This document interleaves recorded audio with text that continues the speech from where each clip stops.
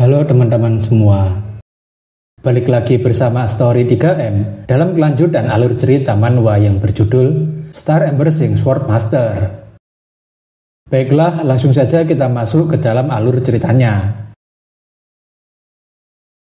Pada chapter sebelumnya, Joseph sangat terkejut karena Endre memiliki kartu keempat yang membuatnya harus kalah dalam pertarungan membantu Alicia. Tapi tentunya, Joseph tidak akan menerima kekalahan memalukan seperti ini, sebab sebagai keluarga Bayezid, mereka selalu mengangkat pedang mereka untuk kemenangan. Para pendukung Endre memberitahu agar Endre mendengarkan tuntutan Tuan Joseph, sebab dia adalah perwakilan dari belahan utara, dan pasukan kesatria yang melayani mereka juga berasal dari pusat. Mereka juga memberitahu semisal mereka tidak mendengarkannya dengan baik, atau terjadi sebuah kesalahan, maka akan muncul sebuah konflik antara daerah utara dan juga pusat.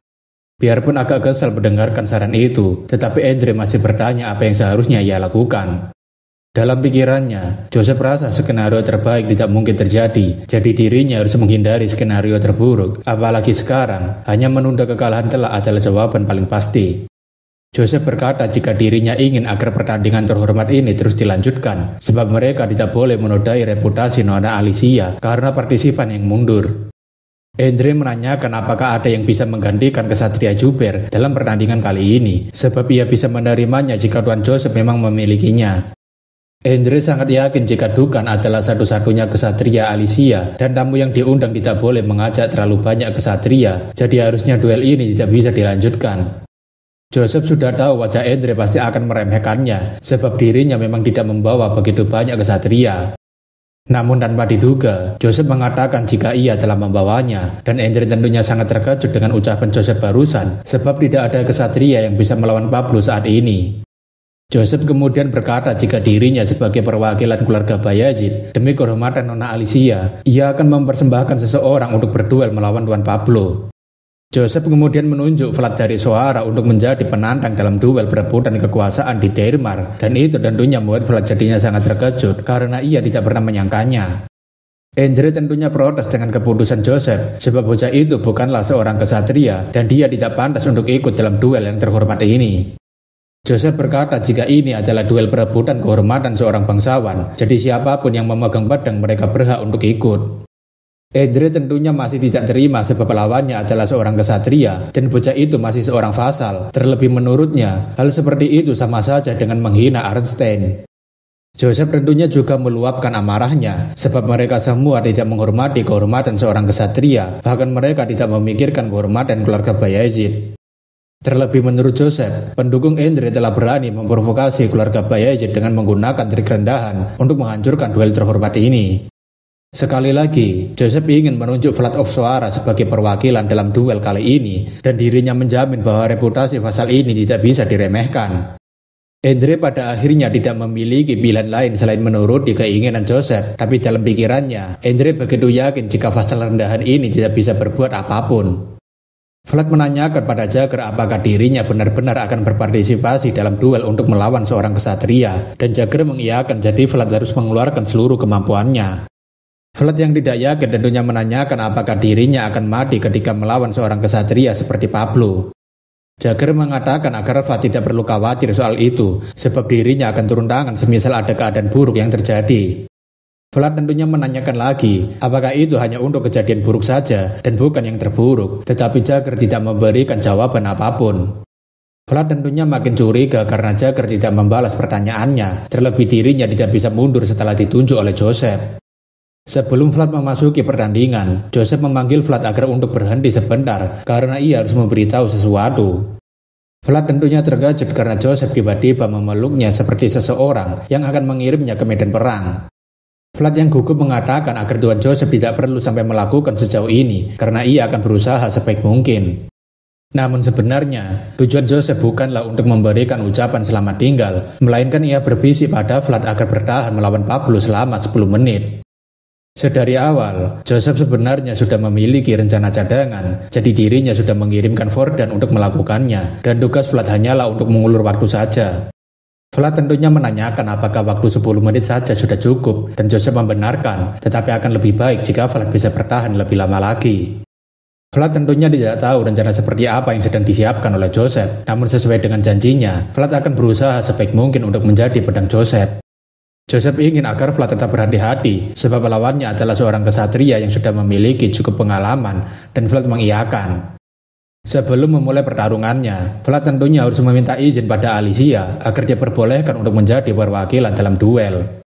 Meskipun Alicia tidak yakin apakah Vlad bisa menyelesaikannya, tetapi ia hanya bisa menganggukkan kepalanya sebab ini adalah permintaan dari Joseph. Pendeta yang mengawasi pertandingan kemudian mengumumkan pertandingan ulang ketiga, di mana perwakilan Alicia akan diwakilkan oleh Vassal Vlad dan perwakilan Endre akan diwakilkan oleh kesatria Pablo. Seperti yang dilakukan para kesatria sebelum bertarung, Vlad memperkenalkan dirinya sebagai Vlad dari suara. Tapi tentu saja, mata Pablo menunjukkan kekecewaan dan menjatuhkan perisainya yang menjadi senjatanya. Dengan tegas, Pablo memberitahu jika dia tidak pantas untuk mendengarkan namanya, sebab begitu seorang bocah yang tidak ada nilainya datang, kehormatan duel ini sudah ternodai. Nilai adalah satu kata yang selalu Vlad benci ketika mendengarnya, bahkan ketika dia masih berada di kawasan kumuh. Vlad bertanya-tanya, kenapa manusia selalu terobsesi dengan apapun yang indah dan berkilauan, bahkan mereka sampai memuja-muja hal tersebut. Vlad tahu jika dirinya memang berasal dari tempat yang tidak ada nilainya, tapi tetap saja Vlad ingin sekali menjadi seseorang yang bisa meninggalkan jejak di dunia ini. Sambil menunjukkan tekadnya, Vlad yang tidak terima tentunya menanyakan apa sebenarnya kekurangannya sampai-sampai Tuan Pablo berpikir jika dirinya berbeda dengannya. Pablo tentunya berkata sepertinya seorang vassal sudah terlalu berani berbicara seperti seorang kesatria dan dia mengejek sepertinya keluarga Bayajer sudah benar-benar jatuh. Pablo berkata sebaiknya mereka abaikan aturan duelnya dan melawan dirinya sekuat tenaga, sebab dirinya akan memberikan pelajaran berharga selagi Vlad masih muda. Meskipun dia hanyalah sebuah bintang kecil yang cahayanya tertutupi sinar rembulan, namun hari ini bintang kecil itu berhak untuk bersinar dan membuat cahayanya sendiri. Dengan serangan yang kuat, Vlad melancarkan serangannya pada Pablo, tapi bisa dilihat jika Pablo bisa menangkis serangan Vlad dengan begitu mudah. Namun tetap saja, Pablo melihat jika pedang yang digunakan Vlad terlihat gemetaran ketika beradu dengan pedang miliknya. Serangan Vlad yang masih terbilang lemah tentunya bisa dipendalkan oleh Pablo dengan sangat mudah. Namun tentu saja, balasan serangan dari Pablo tidak akan menghentikan niatan Vlad untuk terus bertarung. Hari ini juga adalah hari di mana Vlad untuk pertama kalinya mengangkat pedangnya bukan untuk dirinya sendiri, melainkan demi orang lain. Sambil dibantu oleh pria misterius, Vlad disuruh untuk memanfaatkan setiap kebiasaan Pablo dalam serangannya, dan hal itu membuat Vlad bisa terus-terusan memberikan serangan meskipun selalu ditangkis oleh Pablo. Semua orang yang menonton pertandingan Vlad tentunya sangat terkejut karena vassal itu memiliki pergerakan yang cepat, bahkan mereka sekarang menganggap jika dia bukan vassal biasa. Pablo sendiri yang bertarung langsung dengan Vlad tentunya menyadari jika pergerakan bocah ini sangat cepat dan selalu mengincar celah yang dibuat olehnya ketika menahan serangannya. Pablo sadar jika anak ini adalah seorang vassal yang berbakat, terlebih serangan anak ini begitu ganas dan kuat meskipun dia masih muda. Bahkan bagi Pablo, bocah yang satu ini seperti seekor serigala yang kelaparan, di mana dia terus-terusan melawan tanpa henti, seolah-olah dia mempertaruhkan kehidupannya dan harga dirinya. Pablo berkata jika tekad dan kemampuan Vlad layak untuk dipuji, tapi tetap saja ada satu hal yang harus bocah ini sadari antara dirinya dengannya. Dengan gerakan yang sangat cepat dan kuat, Pablo melancarkan tebasan vertikal pada Vlad, seolah-olah dia ingin menyelesaikan pertarungan dan menunjukkan perbedaan kekuatan mereka. Namun, Pablo sangat tak menduga bahwa vassal ini rupanya akan menahan serangannya secara langsung. Pablo sekali lagi memuji keberanian dan tekad Vlad yang tidak mundur di hadapan kekuatan yang lebih besar. Meski begitu, Pablo memberitahu bahwa Vlad tidak akan pernah bisa menandinginya. Seluruh tubuh Vlad yang menahan serangan Pablo tentunya sudah gemetaran. Terlebih Vlad merasa jika dirinya sedang dihantam dengan menggunakan batu besar. Sembari mengangkat pedangnya lagi, Pablo berkata apakah Vlad sudah selesai dengan semua triknya dan apakah dia masih bisa menahan serangannya kali ini. Sekali lagi dengan tebasan yang kuat, Pablo menebaskan pedangnya ke arah pedang Vlad dan bisa dilihat jika Vlad bisa menahan serangannya meskipun tubuhnya sudah hampir kehilangan keseimbangannya. Untungnya, Vlad kali ini masih bisa menahan serangan Pablo meskipun itu membuatnya sangat kewalahan. Namun, pria misterius memberitahu agar Vlad tidak menghalangi serangan Pablo dengan menggunakan tangannya seperti tadi. Akan tetapi, Vlad yang belum sempat mengambil nafas langsung ditatangi Pablo yang sudah siap menyerangnya, dan pria misterius menyuruh agar Vlad menahan serangannya menggunakan pedangnya. Vlad tentunya berusaha dengan sekuat tenaga untuk menahan serangan Pablo dengan menggunakan pedangnya saja. Namun sayangnya, Vlad harus terpental dan menabrak dinding ruangannya sebab kekuatan Pablo masih belum bisa dihentikan hanya dengan menggunakan pedangnya saja. Vlad yang sudah kewalahan tentunya mencoba untuk berdiri lagi setelah menghantam tembok dengan sangat kuat. Akan tetapi, tubuh Vlad sepertinya tidak mau mendengarkan perintahnya dan bersamaan dengan itu, Pablo mulai berjalan mendekat ke arah Vlad.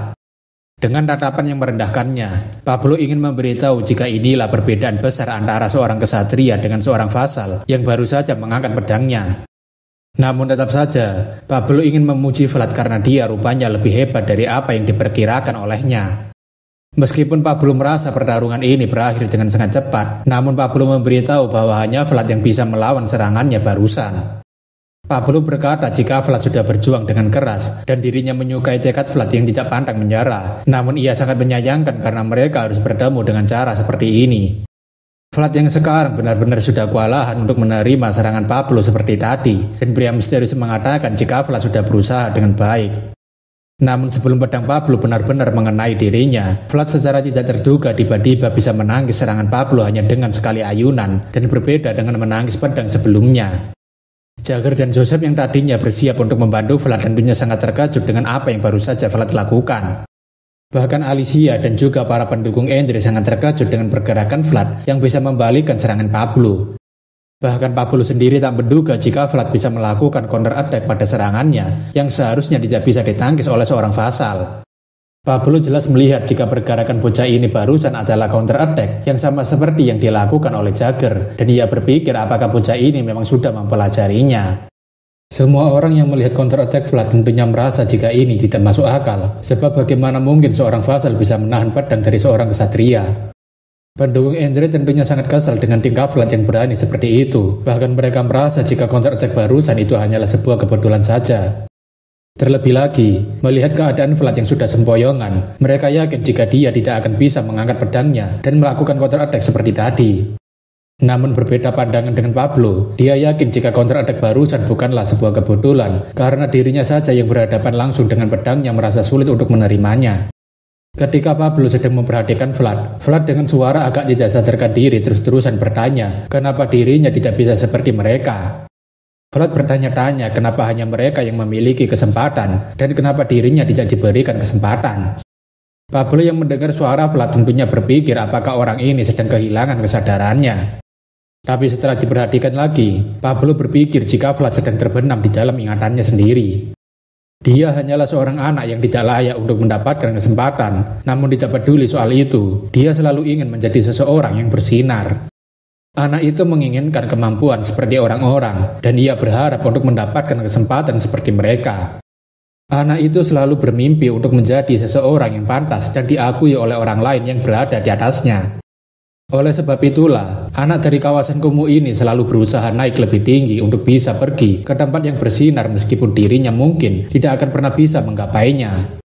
Hari ini juga, Vlad benar-benar mengeluarkan tekad terdalamnya sembari mengatakan pada semua orang jika dirinya juga ingin berada di sana, tempat orang-orang bisa bertarung dengan terhormat. Melihat tekad Vlad yang begitu serius, Pablo menyadari jika inilah yang dimaksud sebagai bunga yang berusaha untuk mekar. Meskipun anak ini masih muda, tekadnya tidak pernah tergoyahkan. Bahkan Pablo merasa jika bunga yang berusaha mekar ini sangatlah indah dan tidak dapat dilihat oleh siapapun. Benturan antara pedang Pablo dengan pedang Vlad kini mulai berbunyi lagi, seolah-olah mereka ingin melanjutkan pertarungannya sampai mati. Andre beserta dengan pendukungnya juga sampai terkejut dengan pertarungan macam apa yang sedang dilakukan oleh bocah itu bersama dengan Pablo. Tidak hanya itu, mereka juga tak menyangka jika Vlad akan terus mengangkat pedangnya ketika tangannya sudah berdarah. Jagger sendiri yang terkejut juga tak menyangka jika Vlad akan melakukan gerakan counter attack miliknya setelah pertama kali menunjukkan padanya. Padahal niat Jagger sebenarnya hanya bermaksud untuk mendemonstrasikan padanya supaya Vlad berpegang teguh pada dasar-dasarnya. Jagger benar-benar masih tak menyangka jika monster seperti ini akan muncul dari kawasan kumuh. Bahkan, dia bisa menggunakan teknik yang seharusnya membutuhkan banyak pengalaman bertarung. Pablo yang masih bertarung dengan Vlad merasa jika ketajaman bila pedangnya kini telah menghilang, namun hal itu sekarang digantikan oleh hasrat yang tidak tergoyahkan. Bagi Pablo sekarang, bertarung dengan bunga yang berusaha untuk mekar ini sangatlah menghibur, meskipun tidak cukup untuk mengalahkan dirinya. Pablo benar-benar ingin agar bunga yang berusaha mekar ini menunjukkan tekadnya yang sebenarnya, sebab dirinya juga penasaran kira-kira saat pedang anak ini mau diarahkan kemana. Setelah beberapa kali benturan pedang dilakukan, Pablo terkejut dengan getaran pedang yang digunakan oleh Vlad karena pedang itu seperti sedang menangis. Namun setelah diperhatikan lagi, Pablo merasa ini sangat mustahil karena bagaimana mungkin sang bunga yang berusaha untuk mekar sekarang akan segera mekar. Melihat jika sang bunga akan segera mekar, Pablo tahu jika ini sangatlah langka dan sebagai seorang kesatria, dirinya harus memenuhi kewajibannya. Sambil mengarahkan serangannya, Pablo ingin agar Vlad menangkis semua serangannya dan membuat bunga yang indah ini mekar lebih cepat. Suara benturan pedang Vlad dan pedang Pablo kini terdengar semakin keras, sebab sekarang ini Pablo ingin menghormati seorang calon kesatria yang ingin mengeluarkan potensinya. Benturan demi benturan terus terdengar di dalam aula, namun hal itu bukanlah masalah karena Vlad sampai sekarang ini masih bisa terus menahan dan menangkis serangan yang dilakukan oleh Pablo. Dalam pikirannya, Pablo ingin agar Vlad segera menarik keluar potensi dirinya yang sebenarnya. Pablo ingin agar Vlad segera menunjukkan dunia miliknya yang akan menjadi mekar itu. Benar saja, semakin lama Pablo menyerang Vlad, hal itu malah membuat potensi Vlad keluar dengan sendirinya, dan itu membuat Andre beserta dengan para pendukungnya bertanya apa sebenarnya itu. Juber, Colin, dan Jagger tentunya paham jika itu adalah penandanya. Tanda yang dimaksud sendiri adalah dunia Vlad yang akan membuatnya mampu mengeluarkan aura. Sadar jika bunga itu sebentar lagi akan mekar, Pablo langsung menyuruh seseorang untuk segera membawakan perisainya. Mungkin awalnya Pablo tidak memberikan penghormatan sama sekali kepada Fasal yang sok berani, karena menurutnya dia bukanlah seseorang yang pantas untuk dia lawan. Namun dengan menggunakan perisai kebanggaannya ini, Pablo akan memberikan penghormatan yang pantas seperti dirinya melakukan penghormatan pada kesatria lainnya. Sekarang, setelah melihat bunga yang mekar itu, dengan suara yang lantang Pablo memperkenalkan dirinya sebagai Pablo dari Arenstein. Pablo kemudian juga berkata, "Wahai anak yang pantas untuk menerima kehormatanku sebagai seorang kesatria, beritahu aku namamu dan mari kita lanjutkan pertarungannya." Jejak kaki yang membekas di depan pintu pengrajin pedang, kini jejak kaki itu telah melangkah pergi menjauh dari sana, pergi untuk menggapai mimpinya. Seorang anak yang lahir di kawasan kumuh, sebuah tempat yang tidak layak dan juga tidak bernilai, akan tetapi tempat yang ia tapaki selalu bersinar terang. Sekarang, setelah perjuangan kerasnya untuk bisa naik dan diakui, kini waktunya baginya untuk membuktikan bahwa nilainya lebih tinggi dari apa yang mereka lihat. Karena itulah, sudah waktunya bagi sang bintang untuk membuat sinar cahayanya sendiri dan berteriak menyebutkan namanya dengan lantang agar dunia tahu nilainya. Akhirnya, Vlad yang sekarang telah bisa mengaktifkan aura miliknya secara langsung dan dia dengan lantang meneriakkan namanya sebagai Vlad of Suara untuk menjawab panggilan Pablo. Semua orang yang menyaksikan kebangkitan aura Vlad tentunya sangat terkejut karena tidak ada yang pernah menyangka bahwa seorang bocah bisa membangkitkan aura di tengah pertarungan. Untuk menjawab sekaligus menghormati kebangkitan aura Vlad, Pablo juga mengeluarkan aura miliknya sembari berteriak, "Maju dan lawan aku, Vlad dari Suara." Vlad yang sekarang hanya diisi oleh tekad yang tidak tergoyahkan, tentunya juga membalas tantangan Pablo dengan mulai menyerangnya. Hari ini juga, kita melihat bagaimana sang bintang mulai mengeluarkan cahayanya untuk melawan cahaya lain. Meskipun ini adalah pertama kalinya sang bintang mengeluarkan aura, tetapi Pablo akan menghormati tekad Vlad yang tidak pernah goyah itu. Setelah melewati pertarungan yang sulit itu, Vlad tampaknya sudah harus tergeletak terlebih dulu, namun wajah Pablo terlihat sangat puas. Benar saja, Vlad yang sudah kelelahan dan tidak sadarkan diri, kini berada di pangkuan Pablo. Dan sebagai pujian, Pablo berkata jika sang kesatria muda telah melakukan tugasnya dengan baik. Tapi tetap saja, si otak udang yang khawatir akan kekalahannya, langsung berteriak jika bocah itu telah melanggar peraturan yang melarang penggunaan aura selama pertandingan. Andre berkata jika selama pertarungan berlangsung, perwakilan dilarang untuk menggunakan aura, jadi harusnya bocah itu didiskualifikasi dan pertandingan ini jadinya tidak sah. Pablo benar-benar kecewa karena meskipun orang itu telah melihat bunga mekar yang indah, tetapi keserakahannya membuatnya hanya memikirkan buah kerugian yang dia dapatkan. Karena pertandingannya juga sudah selesai, Jagger dan Joseph mulai mendekat ke arah Pablo yang sekarang ini sedang memangku Vlad. Joseph berkata ia berterima kasih pada Tuan Pablo sebab dia menjalankan tugasnya sebagai seorang kesatria meskipun sedang dalam pertarungan yang terhormat. Pablo mengatakan jika ia hanya melakukan apa yang seharusnya ia lakukan. Bahkan menurutnya, ini adalah momen terhormat baginya untuk melihat bunga mekar secara langsung. Joseph kemudian memanggil pendeta yang menjadi juri pertandingan, dan ia menanyakan apakah yang barusan dikeluarkan oleh vasalnya adalah aura. Pendeta tentunya mengiyakan jika apa yang dikeluarkan oleh vasal sebelumnya ketika sedang bertanding adalah aura. Jika seperti itu, Joseph menanyakan antara peraturan duel suci dengan kode etik Swordmaster, kira-kira mana yang lebih unggul, dan itu membuat pendeta sangat terkejut dengan pertanyaan tersebut. Dalam Swordmaster, ada sebuah kode etik yang terhubung dengan gelar bergengsi tersebut dan hanya pernah dimiliki oleh satu orang dalam sejarah umat manusia. Joseph mengatakan jika kode etik Swordmaster adalah suatu kehormatan dan kewajiban, sekaligus seringkali dikaitkan dengan otoritas kerajaan. Intinya, Joseph memberitahu Andre jika aturan dan kode etik saling berkaitan, namun antara kewajiban dan kehormatan, tidak ada satupun orang di sini yang bisa mengatakan mana yang lebih utama. Joseph yakin jika insiden semacam ini harus dilaporkan pada Olise dan juga Paduka Raja, sebab mereka tidak memiliki hak untuk menentukannya. Oleh karena itu, Joseph mengusulkan supaya hasil pertandingan kali ini ditunda terlebih dulu, sampai keputusan yang jelas telah dibuat oleh Olise dan juga Paduka Raja. Semua hal yang masih muda dan lemah di dunia ini berhak untuk berkembang, sebab mekarnya sebuah potensi itu sangatlah indah.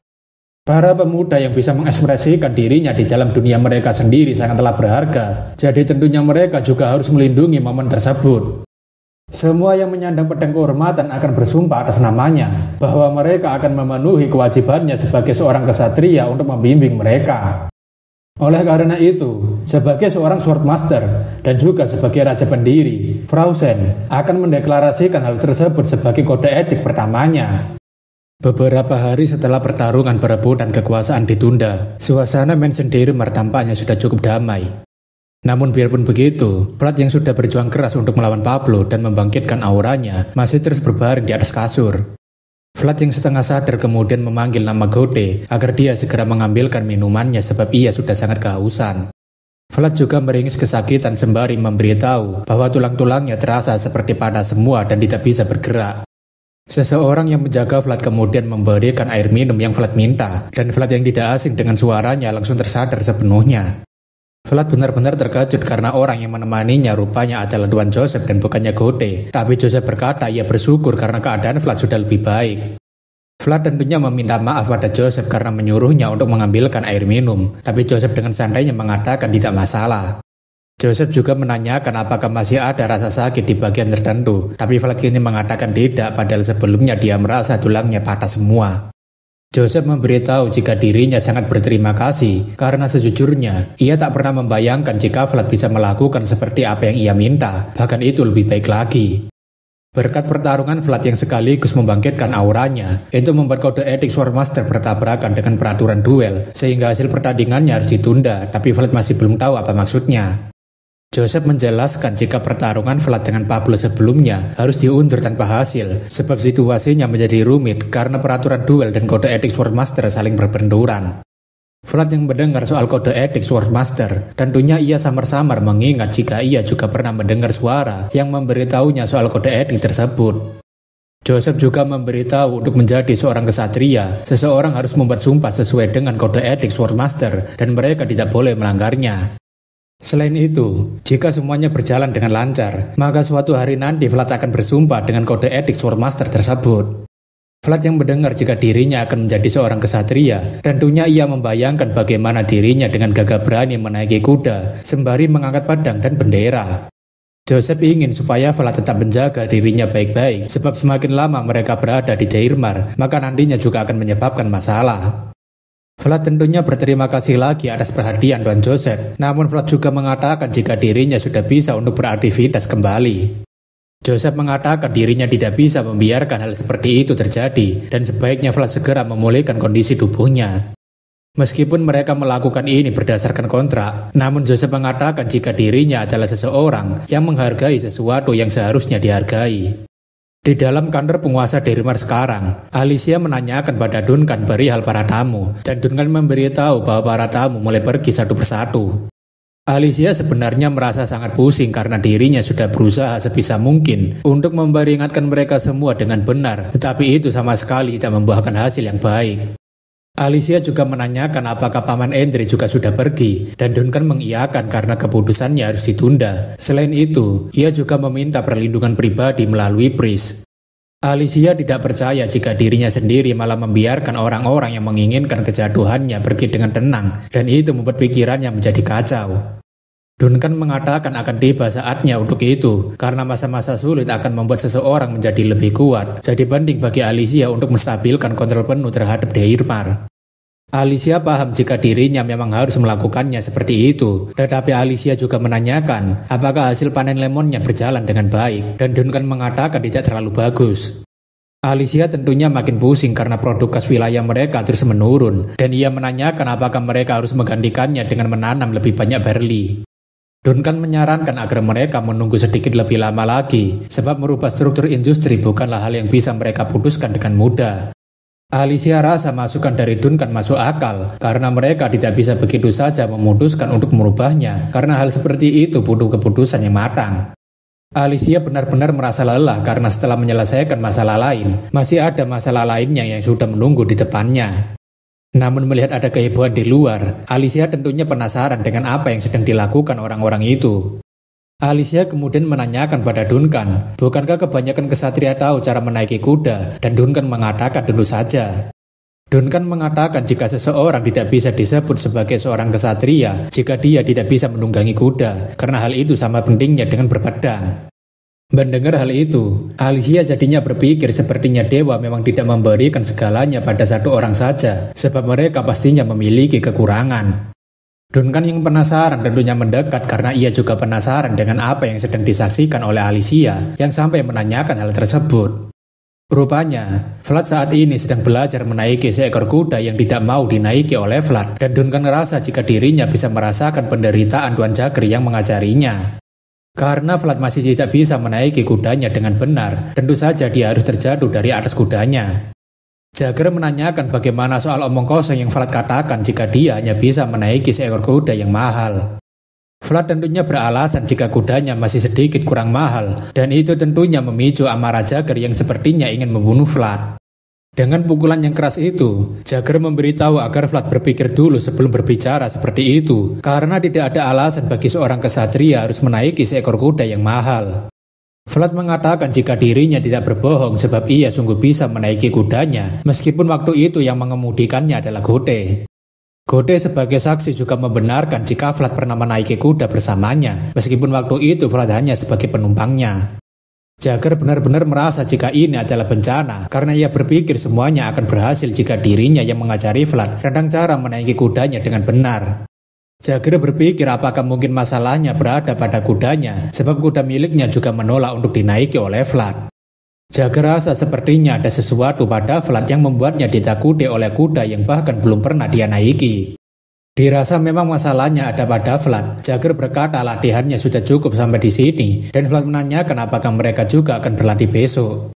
Jagger mengatakan besok tidak usah latihan, tetapi itu malah membuat Vlad bertanya, memangnya mereka mau berlatih menaiki kuda kapan lagi?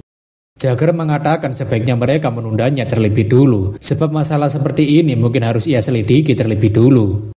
Vlad rasa ia sudah mulai sering mendengarkan kata itu saat tiba di sini, tapi Jagger menanyakan apakah Vlad tidak terima, dan Vlad berkata hanya sedikit. Jagger tentunya menghela nafas sambil memberitahu tidak ada cara untuk menyelesaikan masalah Vlad yang tidak bisa menaiki kuda untuk saat ini. Jagger mengatakan sebaiknya mereka pikirkan saja ketika sudah kembali ke Sturma, karena hari ini ia juga memiliki pekerjaan lain. Gode sekarang juga heran kenapa para kuda semakin lama semakin membenci Vlad seiring berjalannya waktu dan bukan malah terbiasa. Vlad menanyakan apakah mungkin kuda yang sangat mahal juga tidak berhasil padanya, dan Gode menyarankan agar Vlad menaiki sapi saja karena mereka lebih bodoh dibandingkan kuda. Vlad mengatakan Gode terlalu banyak berbicara dan sebaiknya dia berpikir sebelum berbicara, tapi Gode malah mengejek Vlad yang sekarang bicaranya meniru perkataan Jagger. Sambil memasang wajah menyebalkannya, Gode berharap agar Vlad terus seperti ini saja karena ia yakin bahwa Tuan Jagger pasti akan menyukainya. Sambil berpamitan, Gode memberitahu jika ia akan pergi mengantarkan pria terhormat ini ke kandangnya, dan Vlad jadinya kesal dengan sikap sombong Gode yang mengejeknya. Pria misterius kemudian memberikan dugaannya karena mungkin saja Vlad bergerak terlalu cepat dan hewan selalu sensitif dengan hal tersebut. Vlad menanyakan apakah dia memiliki solusinya, dan pria misterius menyarankan agar Vlad mengatur temponya atau mengontrol momentumnya terlebih dulu. Pria misterius kemudian memberikan contoh seperti Vlad mengontrol mental dunianya, dan jika Vlad sudah bisa mengontrol auranya dengan bebas, maka dia juga pasti bisa mengontrol momentumnya. Tapi Vlad mengatakan jika ia masih belum bisa sepenuhnya mengontrol auranya. Pria misterius mengajarkan hal tersebut, sebab menggunakan aura dalam pertarungan nyata membutuhkan latihan dan penguasaan. Jadi Vlad tidak boleh lari dulu sebelum dia bisa berjalan. Vlad juga baru mengingat jika mereka akan kembali ke Sturma besok setelah upacara penutupannya selesai. Vlad menanyakan pada pria misterius, apakah sebaiknya mereka harus kembali ke sana terlebih dulu sebelum mereka kembali ke Sturma. Di dalam sebuah mansion, Juber berjalan sendirian sambil berpikir jika misinya sudah gagal, tapi ia yakin jika tuannya akan mengerti saat dia mengetahui situasinya. Juber yakin jika tuannya pasti akan paham sebab mereka tidak bisa menyalahkan keadaan yang tidak terduga, bahkan dirinya yang menyaksikannya sendiri sangat terkejut. Juber yakin harusnya Vassal itu akan kalah dalam sekali serang, namun rupanya kecelakaan seperti itu malah membuat keadaan mereka tidak diuntungkan. Jika dipikir-pikir lagi, Juber rasa kejadian dalam pertarungan itu sangatlah konyol, sebab bagaimana bisa seorang Vassal rendahan malah membangkitkan auranya di saat dia sedang sekarat. Namun tak lama, wajah Juber terlihat menampilkan sebuah pantulan cahaya lurus dan Juber mengatakan jika ia sungguh sangat terkesan. Juber mengatakan jika salam yang dibuat oleh Jagger sangatlah menyeramkan, bahkan jika dirinya melangkah ke depan sedikit lagi, kepalanya pasti akan terlepas. Juber mengatakan harusnya Jagger tidak perlu sampai berbuat sejauh ini, hanya karena dendam sewaktu pertandingan itu. Jagger mengatakan bagaimana mungkin tidak, apalagi setelah pengkhianatan Juber, dirinya memang harus melakukan hal seperti ini. Juber menanyakan berapa lama Jagger menunggunya di sini, dan apakah Jagger memang seorang pengangguran, tetapi Jagger mengatakan jika ia sedang libur hari ini. Juber berkata bukankah menunggunya di waktu liburan seperti ini akan membuat waktu liburannya terbuang dengan sia-sia.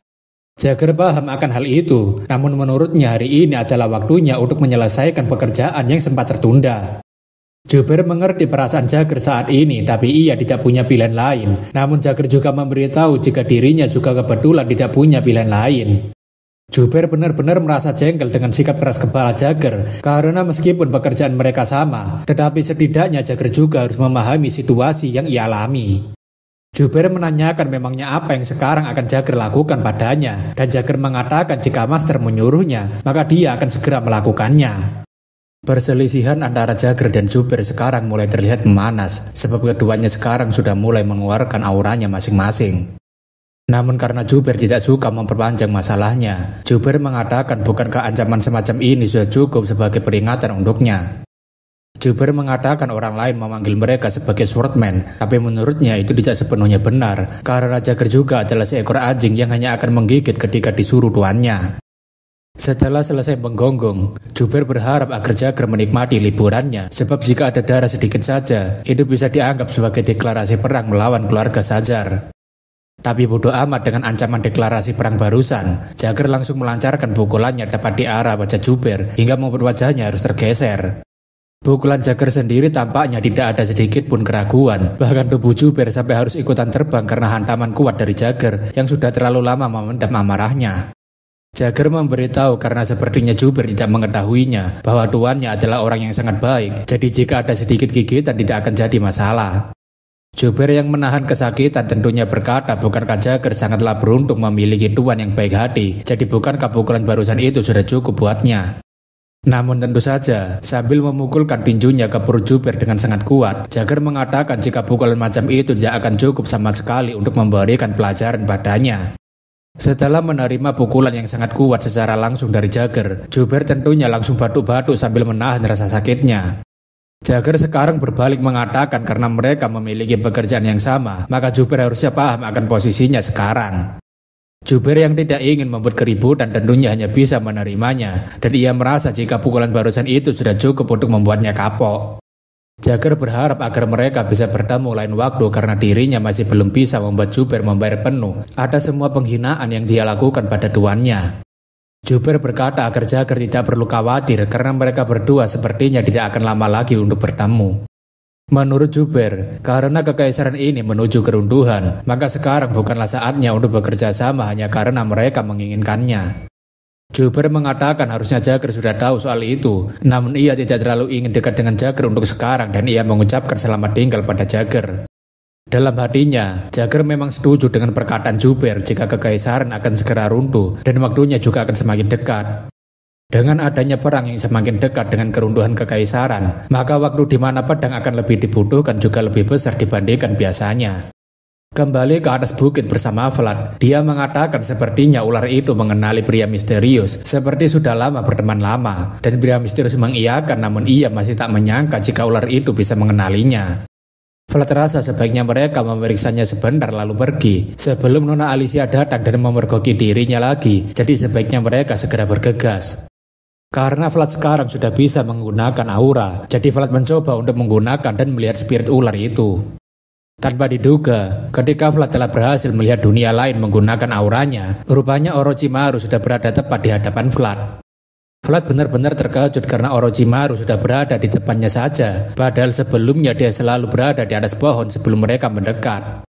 Vlad yang masih merinding tentunya menanyakan apakah dia yakin jika Orochimaru adalah temannya, tapi pria misterius berkata ia berharap seperti itu. Namun tak lama, spirit ular itu mulai bergerak mengelilingi Vlad sambil mengeluarkan aura hangat yang mungkin itu untuk menyembuhkan luka Vlad. Vlad yang tak tahu apa yang sedang dilakukan Orochimaru tentunya menanyakan apakah ini adalah semacam salam, tapi pria misterius berkata seharusnya begitu. Setelah mengelilingi Vlad, Orochimaru mulai memandang dan memberikan senyuman ramah padanya, tapi Vlad yang masih merinding menanyakan kenapa Orochimaru tiba-tiba bersikap seperti ini. Pria misterius berkata agar Vlad tidak perlu memahami spirit, sebab mereka hanyalah bentuk lain dari dunia, jadi wajar saja jika manusia yang rapuh tidak bisa memahami segala sisi dunia ini. Namun dilihat dari reaksi Orochimaru, dia tampaknya sangat bahagia setelah bertemu kembali dengan pria misterius yang sekarang berada di dalam tubuh Vlad. Bersamaan dengan perasaan bahagia Orochimaru, sebuah energi alam nampaknya mulai bermunculan, dan energi itu seperti sedang menyelimuti pohon kering yang berada di depan Vlad. Vlad yang berada di dekat pohon itu bersama dengan spirit tentunya merasakan jika energi yang dipancarkan Orochimaru sangat hangat dan lembut, seolah-olah itu adalah energi murni. Bukan hanya itu saja, energi itu mulai menyelimuti Vlad dengan sendirinya, dan pria misterius mengatakan jika ia sangat terkejut sebab ia tak menyangka bisa melihat enigma terlupakan di sini. Vlad menanyakan memangnya apa sebenarnya enigma terlupakan itu, dan pria misterius memberitahu jika itu adalah blessing spirit yang sangat langka dan tidak mudah untuk didapatkan. Keesokan harinya setelah Vlad mengunjungi Orochimaru, Joseph beserta dengan rombongannya berpamitan pada Alicia untuk kembali ke Sturma. Alicia merasa sangat malu karena harus mengirim rombongan Joseph dengan sederhana seperti ini, padahal ia bermaksud untuk mengadakan pesta sebelum mereka kembali.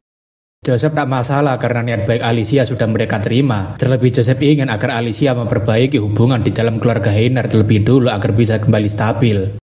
Jika Joseph berkata seperti itu, Alicia tentunya berterima kasih karena berkat mereka dirinya bisa bertahan di posisi sekarang. Joseph juga berterima kasih atas sambutan ramah Alicia selama mereka menginap di kediaman Heinal, dan sekarang waktunya mereka untuk berpamitan. Namun sebelum mereka pergi, Duncan ingin mereka menunggu sebentar sebab Nona Alicia ingin memberikan sesuatu pada Vassal Bayezid, yaitu Vlad of Zohara. Vlad tentunya penasaran kenapa dirinya tiba-tiba ingin diberikan sesuatu oleh Alicia. Joseph mengatakan tidak masalah dan ia mengizinkan Vlad untuk maju menerimanya, dan Vlad tentunya mengatakan baiklah. Jagger menebak mereka pasti sudah menyiapkan upacaranya, dan Joseph sendiri sudah tahu sebab dirinya yang meminta pada mereka agar menggelar upacara perpisahannya menjadi sederhana. Alicia mengucapkan ia sangat berterima kasih pada Vlad of Zohara, sebab jika bukan karena dia, dirinya mungkin tidak akan berada di hadapannya sekarang. Berkat Vlad yang melindungi kehormatan keluarga Heinal dan menyinari cahaya pada duel yang dinodai dengan kecurangan, ia bisa mempertahankan posisinya sebagai penguasa Deirmar. Alicia tahu jika rasa terima kasih saja tak akan cukup untuk membalas jasanya, jadi ia akan memberikan sesuatu sebagai hadiahnya. Meskipun ia tahu bahwa Vlad bukanlah seorang kesatria, tapi ia tetap ingin mempercayakan namanya pada Vlad hari ini, seorang pria yang lebih terhormat dari seorang kesatria. Joseph sudah menduga jika Alicia adalah wanita yang cerdik dengan siasatnya yang tidak mau dirugikan. Joseph tahu tujuan Alicia adalah untuk menguatkan hubungannya dengan keluarga Bayezid melalui Vlad karena dia menunjukkan rasa terima kasihnya dan mencari keuntungan di saat bersamaan. Vlad yang melihat sapu tangan dari Alicia tentunya tahu bahwa itu adalah sapu tangan yang berharga, namun ia masih berpikir apakah sebaiknya dirinya menerimanya atau tidak. Flat masih mengingat perkataan Jagger jikalau seorang bangsawan memberikannya sesuatu, maka sebaiknya diterima saja karena itu adalah cara menunjukkan sopan santun. Sebagai pengalaman, Flat terakhir kali menolak kacang pemberian dari Tuan Rudiger dan berakhir dengan dimarahi habis-habisan oleh Jagger. Karena Flat tidak ingin diajar lagi oleh Jagger, Flat memutuskan untuk menerimanya dan ia berterima kasih atas kebaikan Nona Alicia. Semua orang tentunya sangat terkejut dengan cara Flat menerima sapu tangan yang diberikan Alicia di upacara seperti ini. Joseph sendiri tak menyangka jika situasinya akan berubah seperti ini, dan Jagger yang pusing langsung berkata jika dia adalah bocah kampungan yang tidak paham apapun tentang dunia para bangsawan. Duncan yang kebingungan dengan Flat tentunya memberitahu jika bukan seperti itu cara menerima sapu tangan dari seorang bangsawan. Sebagai informasi, ada dua cara seorang wanita memberikan sapu tangannya yang menjadi lambang kehormatannya, yaitu dengan cara menggantungannya di ujung pedang atau memberikannya dari tangan ke tangan. Jika cara yang digunakan adalah dengan menggantungkan sapu tangan di ujung pedang, maka itu berarti menunjukkan kehormatan sebagai seorang kesatria. Sementara cara kedua, yaitu dengan memberikannya dari tangan ke tangan, adalah sebagai bentuk memberikan perasaan cinta atau bisa dibilang seperti bentuk menerima lamaran. Ayo sekarang mari kita hitung, sudah berapa banyak kesalahpahaman yang dibuat Flat dengan para bangsawan sampai sejauh ini. Sangat kocak gaming emang MC kita yang satu ini. Warga Deirmar yang melihat Flat tentunya juga ikutan kebingungan, karena mereka yakin maksud Alicia bukanlah seperti itu tapi malah kejadian seperti ini. Flat yang diberitahu Duncan jika caranya bukan seperti itu tentunya ikut kebingungan juga, karena cara menerimanya bukan seperti ini. Ngomong-ngomong, penjelasan tadi bukan penjelasan dari Duncan, tapi dari penulisnya. Flat tentunya berkata jika ia akan menggunakan sapu tangan ini dengan baik. Namun Flat sangat penasaran kenapa wajah semua orang begitu menyeramkan setelah dirinya menerima sapu tangan ini. Dalam perjalanan kembali ke Deirmar, Joseph mengatakan dirinya sudah lama sekali tidak terkejut seperti tadi, meskipun mungkin ini juga termasuk kesalahannya. Joseph merasa berkat tindakan Flat hari ini, para penyair yang berada di sekitar Deirmar tidak perlu lagi kebingungan dalam mencari inspirasi untuk lagu mereka. Flat yang tidak enak hati setelah diberitahu cara menerima sapu tangan yang benar, tentunya merasa sangat bersalah dan ia meminta maaf karena telah membuat Tuan Joseph malu. Jagger yang marah tentunya menyuruh agar Flat mulai dari sekarang harus melihat ke arahnya jika mau menerima sesuatu dari seorang bangsawan, dan Flat tentunya hanya bisa mengiyakan. Agak kasihan MC kita ini, dari awal berangkat dimarahi, waktu pulang pun harus dimarahi oleh Jagger. Joseph mengatakan ia cukup terhibur dengan tingkah laku Flat yang tidak tahu apapun soal kehidupan para bangsawan, namun ia ingin memberikan selamat pada Flat sekarang. Flat menanyakan selamat untuk apa, dan Joseph memberitahu karena Flat sekarang adalah pria yang dihormati Nona Alicia, yang merupakan seorang bangsawan berperingkat tinggi. Dia sekarang tidak boleh diremehkan lagi. Singkatnya, dengan menerima gelar kehormatan dari penguasa Deirmar, itu menandakan bahwa Flat sekarang sudah menjadi seorang kesatria honorer.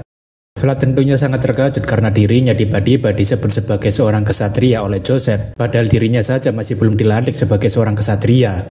Joseph mengatakan jika itu tidak sepenuhnya benar, namun setidaknya di tempat nama Alicia diakui, Flat akan diperlakukan selayaknya seorang kesatria sungguhan.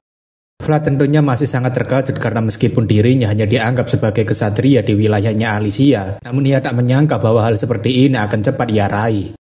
Joseph mengatakan jika perlakuan sebagai seorang kesatria hanya berlaku di Deirmar karena Alicia baru saja menjadi seorang baron. Jika kalian masih belum tahu tingkatan seorang bangsawan, mungkin tabel ini bisa membantu kalian untuk memahami tingkatan seorang bangsawan, di mana Bayezid berada di tingkat Count, sementara Alicia berada di tingkat baron.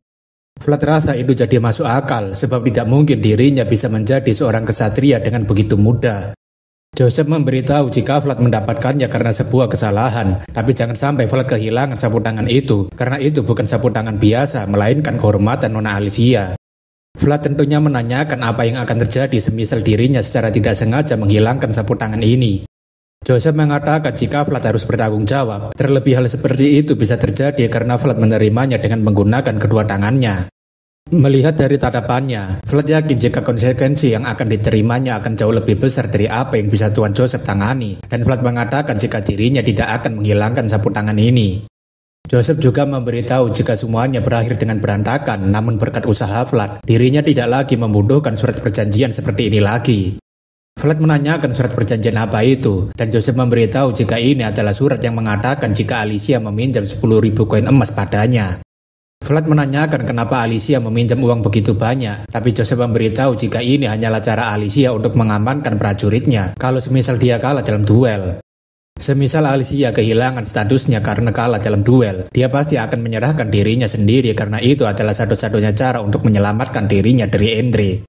Tentu saja, Joseph memberitahu jika Alicia sebenarnya tidak meminjam uang itu padanya, dan Vlad menanyakan kenapa Tuan Joseph tetap membawa Alicia meskipun dia kehilangan haknya sebagai penerus. Joseph memberitahu jika tujuannya seperti bara api yang tersembunyi dalam abu. Jika mereka bertemu dengan angin yang tepat, maka sudah cukup untuk menghidupkannya kembali. Terlebih Endre akan merasa tertekan jika Alicia berada di bawah genggaman Bayezid. Meskipun penjelasan Joseph agak rumit, tapi Vlad sedikit memahami maksudnya, dan ia rasa para bangsawan hidup dengan mencari pembenaran atas perbuatan mereka. Namun tak lama, Vlad mendengarkan sesuatu yang mencurigakan dari arah barat. Joseph menanyakan ada apa, dan Vlad memberitahu jika ia mendengar sesuatu dari arah hutan di bagian barat sana. Benar saja, dari arah barat kereta kuda dan rombongan Joseph berjalan, tiba-tiba muncul debu-debu bertebangan, seolah-olah ada rombongan pasukan yang akan datang. Melihat jika itu adalah segerombolan pasukan yang mengendarai kuda, Vlad tentunya terkejut dengan siapa orang-orang itu. Dengan melaju sangat cepat, pasukan yang mengendarai kuda itu tampaknya memang sedang mengincar rombongan Joseph yang akan kembali. Vlad yang panik tentunya berpikir jika itu adalah sekelompok bandit yang ingin mengincar mereka, dan Vlad bersiap untuk menarik pedangnya. Namun sebelum mengeluarkan pedangnya, Joseph langsung menghentikan Vlad menarik pedangnya, dan ia ingin agar Vlad menyingkirkan itu. Karena Vlad belum tahu rencananya, jadi ia memberitahu bahwa dirinya memang sudah menyiapkan semua ini sebelum duel dimulai. Setelah pasukan berkuda itu sampai di rombongan Joseph, mereka tentunya langsung berlutut di hadapan Tuan Muda, sebab mereka sendiri adalah pasukan yang sengaja Joseph siapkan untuk mengatasi masalah ini. Pimpinan pasukan itu melaporkan sekaligus meminta maaf karena harus sedikit terlambat, sebab mereka mencoba untuk mendapatkan kompensasi yang pantas dari mereka. Joseph akhirnya tahu alasan kenapa para kesatria ini terlambat dan meminjam kekuatan tambahan, padahal tugas mereka seharusnya bisa diselesaikan lebih cepat. Namun tetap saja, Joseph menghargai kerja keras para kesatria itu untuk mendapatkan kompensasi yang pantas dan menguntungkan bagi keluarga Bayezid. Joseph kemudian mempersilahkan kesatria itu untuk berdiri, namun tatapan pria itu tampaknya cukup berbahaya. Kesatria itu menanyakan apakah dia adalah vassal yang menerima kehormatan Nona Alicia dengan menggunakan kedua tangannya sendiri, sebab rumornya sudah tersebar dengan cepat. Joseph mengiyakan pertanyaan tersebut, dan dia juga boleh mengaguminya setelah mereka sampai di Sturma nantinya. Vlad sendiri penasaran dengan siapa kesatria yang berada di tempatnya ini, terlebih wajahnya memiliki banyak bekas pertarungan. Tapi setelah melihat tatapannya, Vlad rasa aura yang dikeluarkan oleh orang ini berbeda dengan kesatria lain, bahkan bau berbahayanya sangat kuat, seperti yang bisa ia rasakan ketika berada di kawasan kumuh. Meskipun pria itu menatapnya dengan tajam tanpa niat membunuh, namun naluri Vlad mengatakan jika pria ini tidak boleh diremehkan. Jika tidak, Vlad akan tahu kapan kepalanya terputus. Joseph menanyakan apakah mereka juga ingin kembali ke Sturma bersama mereka, tetapi pria itu mengatakan mereka harus kembali lebih cepat. Joseph sangat menyayangkan karena dirinya tidak bisa mengajak mereka bersama, namun Joseph berterima kasih atas bantuan mereka. Kesatria itu mengatakan jika dirinya hanya melaksanakan tugasnya sebagai pedang tersembunyi keluarga Bayezid, jadi sudah sewajarnya jika mereka melakukannya dengan benar. Mendengar jika mereka adalah pasukan tersembunyi keluarga Bayezid, Vlad tentunya makin penasaran dengan siapa sebenarnya orang-orang ini. Vlad juga penasaran kira-kira apa yang dibawakan pria itu di dalam karung hitam, dan Joseph yang melihat Vlad tentunya tahu apa yang sedang dia pikirkan. Joseph menanyakan apakah Vlad penasaran dengan apa yang ada di dalam karung hitam yang dibawa kesatria itu, dan Vlad mengatakan ia memang sedikit penasaran dengan hal itu. Joseph memberitahu jika itu adalah dunia para bangsawan, dunia kejam yang selalu mereka gunakan untuk mempertahankan apa yang seharusnya menjadi milik mereka. Dunia para bangsawan adalah dunia yang dingin, dunia yang brutal, dan tentunya dunia mereka tidak kenal yang namanya ampunan pada lawannya. Beralih ke Sturma, tepatnya di kediaman keluarga Bayezid, kepala keluarga menanyakan apakah sebaiknya dirinya menyapa sekelompok religius yang akan melewati wilayahnya. Ragmus mengatakan tampaknya mereka tidak menginginkan hal tersebut, sebab mereka hanya ingin melihat Dragontail tanpa membuat suara lalu pergi. Bayezid cukup terkejut karena perwakilan para dewa rupanya tidak menginginkan apapun, dan ia rasa jika mereka adalah sekelompok religius yang tulus. Bayezid bertanya bukankah seharusnya tidak masalah jika dirinya menjaga mereka dari belakang, dan Ragmus sudah menduga jika Tuan Bayezid akan mengatakan hal seperti itu. Bayezid mengatakan jika ini hanyalah sesuatu yang pantas untuk mereka nikmati, sebab mereka memiliki hak untuk mendapatkannya. Rakmus tentunya akan mempersiapkan keperluannya jika Tuan Bayezid menginginkannya, dan Bayezid senang karena Rakmus akan segera mengurusnya untuknya. Selain itu, Bayezid juga mendengar jika putra keduanya dan Vlad telah berhasil melakukan sesuatu yang luar biasa ketika sedang berkunjung ke Deirmar. Rakmus membenarkan apa yang dikatakan tuannya, sebab ada satu kata tertulis di dalam laporan yang bahkan bisa membuat jantung pria tua ini berdebar begitu kencang. Bayezid sendiri tak menyangka jika mereka sampai menggunakan kode etik utama seorang swordmaster dalam menyelesaikan masalahnya, sebab kata itu sudah lama sekali tidak ia dengar. Edukasi elit yang dimulai dengan seleksi murid dari keluarga ternama dan memiliki talenta dari awal, berlian belum terasa yang dibesarkan dengan sangat hati-hati. Karena itu jarang sekali ada situasi yang keterlaluan sampai membutuhkan kode etik utama. Bayezid yakin jika semua orang pastinya akan terkejut melihatnya, karena kesatria zaman sekarang dilatih dengan sangat ketat, dan Rakmus yakin jika Tuan Bayezid akan menyukainya jika dia melihatnya secara langsung.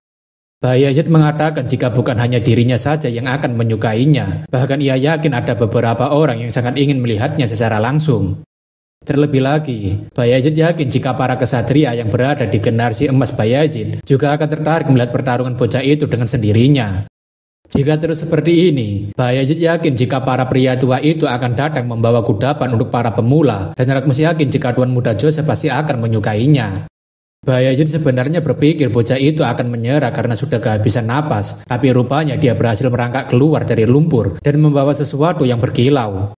Hal itu tentunya membuat kepala keluarga Bayezid memiliki banyak sekali hal yang harus dipikirkan. Bukan tanpa sebab, karena pada akhirnya dirinya hanya bisa memilih salah satu di antara mereka untuk menjadi penerus kepala keluarga, antara Rudiger dengan kemampuan berpedangnya, atau anak keduanya dengan otaknya yang pintar. Berpindah ke kantin para vasal, mereka semua sedang membicarakan soal Vlad yang baru-baru ini telah kembali menyelesaikan sebuah misi. Para vasal itu sedang membicarakan soal rumor yang mengatakan jika Vlad melawan seorang kesatria, bahkan rumornya juga mengatakan jika dia telah berhasil menciptakan dunianya sendiri. Para vasal itu tentunya merasa jika itu sangatlah konyol, karena tidak mungkin seorang bocah dari kawasan kumuh bisa menggunakan aura, tetapi Sobani dan gengnya tak berani berkomentar apapun. Tentu saja tak lama, Vlad akhirnya kembali ke tempat pelatihan vasal, di mana ia cukup kangen dengan tempat ini setelah pergi selama 1 bulan. Namun melihat suasananya begitu hening, Vlad jadinya penasaran kenapa semua orang malah terdiam ketika dirinya masuk. Sudah jelas, para bangsawan songong yang meremehkan Vlad tidak akan berani membicarakan rumor yang mereka anggap omong kosong di depannya secara langsung. Entah mereka datang dari keluarga ternama atau tidak, entah perbedaan dalam status mereka besar atau kecil, itu sudah tidak penting lagi. Karena perkelahian kekanak-kanakan mereka telah selesai hanya dengan munculnya satu orang yang sudah berjalan di dunia lain dari mereka. Singkatnya, Vlad sekarang telah menduduki hierarki teratas sebagai seorang vasal setelah dia menghajar semua geng Sobanin seorang diri, bahkan rumornya dia sudah membangkitkan auranya. Vlad yang seharusnya sudah bisa makan dengan tenang, pada akhirnya merasa kesulitan untuk makan makanan kesukaannya karena orang-orang yang melihatnya. Vlad menanyakan kenapa semua orang sekarang malah fokus memperhatikan dirinya, padahal sudah lama dirinya tidak kembali kemari. Portly memberitahu mungkin suasananya akan seperti ini untuk beberapa saat, sebab mereka semua sudah sedikit tahu mengenai apa yang terjadi di Deirmar. Vlad tak menduga bahwa beritanya akan dengan cepat menyebarnya, tapi Portly kemudian menanyakan apakah Vlad sudah memiliki rencana untuk liburan. Vlad menanyakan liburan apa memangnya, dan Portly memberitahu jika para vasal diberikan jatah liburan 2 kali dalam setahun. Portly juga memberitahu jika setiap vasal akan diperbolehkan untuk mengambil jatah liburannya selama seminggu, dan seringkali para vasal menggunakannya untuk bepergian. Vlad tentunya berpikir apakah dirinya juga mendapatkannya, tapi karena dirinya bukanlah seorang anak bangsawan, maka ia tidak memiliki tempat yang bisa ia kunjungi. Portly yang tahu jika Vlad tidak ada rencana, ia menawarkan apakah Vlad mau datang ke rumahnya, karena ayahnya bilang ingin mengundang Vlad secara resmi. Selain itu, Portly sebenarnya belum pernah memiliki seorang teman yang berkunjung ke rumahnya, dan Vlad jadinya paham jika Portly tidak memiliki catatan bagus dalam pertemanan. Portly mengatakan jika keluarganya selalu ramah pada tamu yang datang, dan keluarganya biasanya memberikan daging yang tak terbatas, tapi Vlad sepertinya masih mempertimbangkannya. Portly juga mendengar jika Vlad sedang mencari seekor kuda, dan harusnya Vlad mengingat terakhir kali ia memberitahu tentang apa saja yang dilakukan keluarganya. Dengan bantuan keluarganya, Portly yakin bisa mencarikan kuda yang cocok untuknya, dan Vlad yang mengetahuinya tentunya jadinya tertarik dengan undangan dari Portly. Jika tak salah dengar, Portly juga ada beberapa kuda dengan garis keturunan yang lebih baik dibandingkan kuda milik Tuan Jagger. Mendengar hal itu, Vlad dengan antusiasnya menanyakan apakah Portly sungguh yakin karena jika iya, Vlad akan meminta waktu liburan apapun yang terjadi dan Portly mengiyakan. Sore harinya di ruangan latihan, Vlad sekarang sedang melakukan latihan bersama dengan Jagger, mengingat setiap sore hari dan pagi hari mereka jadwalkan untuk latihan. Tapi dalam waktu latihan ini, Jagger merasa ada sesuatu yang salah dengan Vlad, sebab pergerakannya kali ini malah lebih buruk dibandingkan biasanya. Jagger yang sadar akan hal itu tentunya langsung mengatakan agar Vlad kembali fokus pada pedangnya dan tidak mengalihkan perhatiannya ke hal yang lain. Vlad sekarang masih terus-terusan menyerang Jagger menggunakan pedangnya, namun terlihat jika Jagger hanya menahan serangan Vlad yang sekarang ini seperti sudah kehilangan ketajamannya. Melihat Vlad yang sedang mencoba mengeluarkan auranya seperti saat bertarung dengan Pablo, tentunya membuat Jagger merasa kesal padanya. Karena bocah yang baru terbangun kemarin sore sudah menyombongkan dirinya, Jagger rasa sebaiknya dirinya memberikan pelajaran padanya. Dengan gerakan yang cepat sekaligus dengan niatan membunuh, Jagger langsung menyerang celah pergerakan Vlad yang jelas-jelas belum bisa berjalan tapi sudah mencoba untuk berlari. Vlad tentunya merasa kesakitan setelah dipukul oleh Jagger dengan sangat keras tepat di samping punggungnya. Jagger yang sudah muak melihat tingkah laku Vlad hari ini tentunya memberitahu jika ia sudah memperingatkan pada Vlad untuk tidak mencoba sesuatu yang tidak akan pernah terjadi. Jagger menanyakan apakah Vlad sudah merasa menjadi orang paling hebat setelah berduel melawan seorang kesatria yang berada di Deirmar, dan Vlad jadinya terkejut. Jagger juga menanyakan apakah Vlad sekarang menganggapnya sebagai orang yang remeh, sampai-sampai Vlad tidak peduli dengan apa yang dikatakannya. Melihat dari tatapannya yang begitu kecewa, Vlad sadar jika dirinya sudah membuat kesalahan besar hanya karena dirinya mencoba untuk berlari padahal baru saja bisa berdiri. Vlad yang sadar akan kesalahannya kemudian meminta maaf pada Jagger, meskipun dirinya tidak bermaksud meremehkan Jagger yang selalu melatihnya setiap hari. Jagger mengatakan latihan hari ini sudah selesai, tapi ia ingin agar Vlad tidak datang karena terpaksa dan tidak mencarinya jika dia berpikir bisa melakukannya tanpa bantuan dirinya. Jagger mengatakan jika Vlad sekarang sudah bisa pergi, sebab ia ingin agar Vlad menyadari kesalahannya dengan benar dan Vlad hanya bisa mengiyakan. Tentu saja, dengan melihat tatapan Jagger yang penuh kekecewaan padanya, Vlad tentunya pergi dengan wajah yang tidak bersemangat sekaligus merasa bersalah. Tapi ketika Vlad pergi, Jagger melihat sambil berpikir apa yang telah dicapai oleh bocah ini sampai sekarang sangatlah gemilang dan mengagumkan, namun itu seperti pasir di pantai. Tidak lebih dari suatu hal yang tidak bisa menjadi utuh dan hanyut oleh ombak besar kapanpun. Atau bisa diartikan, mau sebaik apapun bakatnya, tapi landasannya tidak kokoh, maka dia akan tersapu oleh kekuatan yang lebih besar. Meski memang Jagger tidak bisa mengelak dari bakat berpedang Vlad yang hebat, tapi pikiran Vlad yang seperti itu akan sangat berbahaya bagi kelangsungan hidupnya. Berpindah ke lokasi Vlad saat ini, pria misterius mengatakan jika apa yang dikatakan Jagger itu benar adanya, karena Vlad memang harus memulai dari dasarannya, bahkan dirinya juga pasti akan marah jika langsung mengajari Vlad. Vlad mengatakan jika ia tahu bahwa dirinya salah, tapi dirinya hanya ingin mencoba mengeluarkan aura miliknya sekali lagi ketika berhadapan dengan seseorang yang lebih kuat.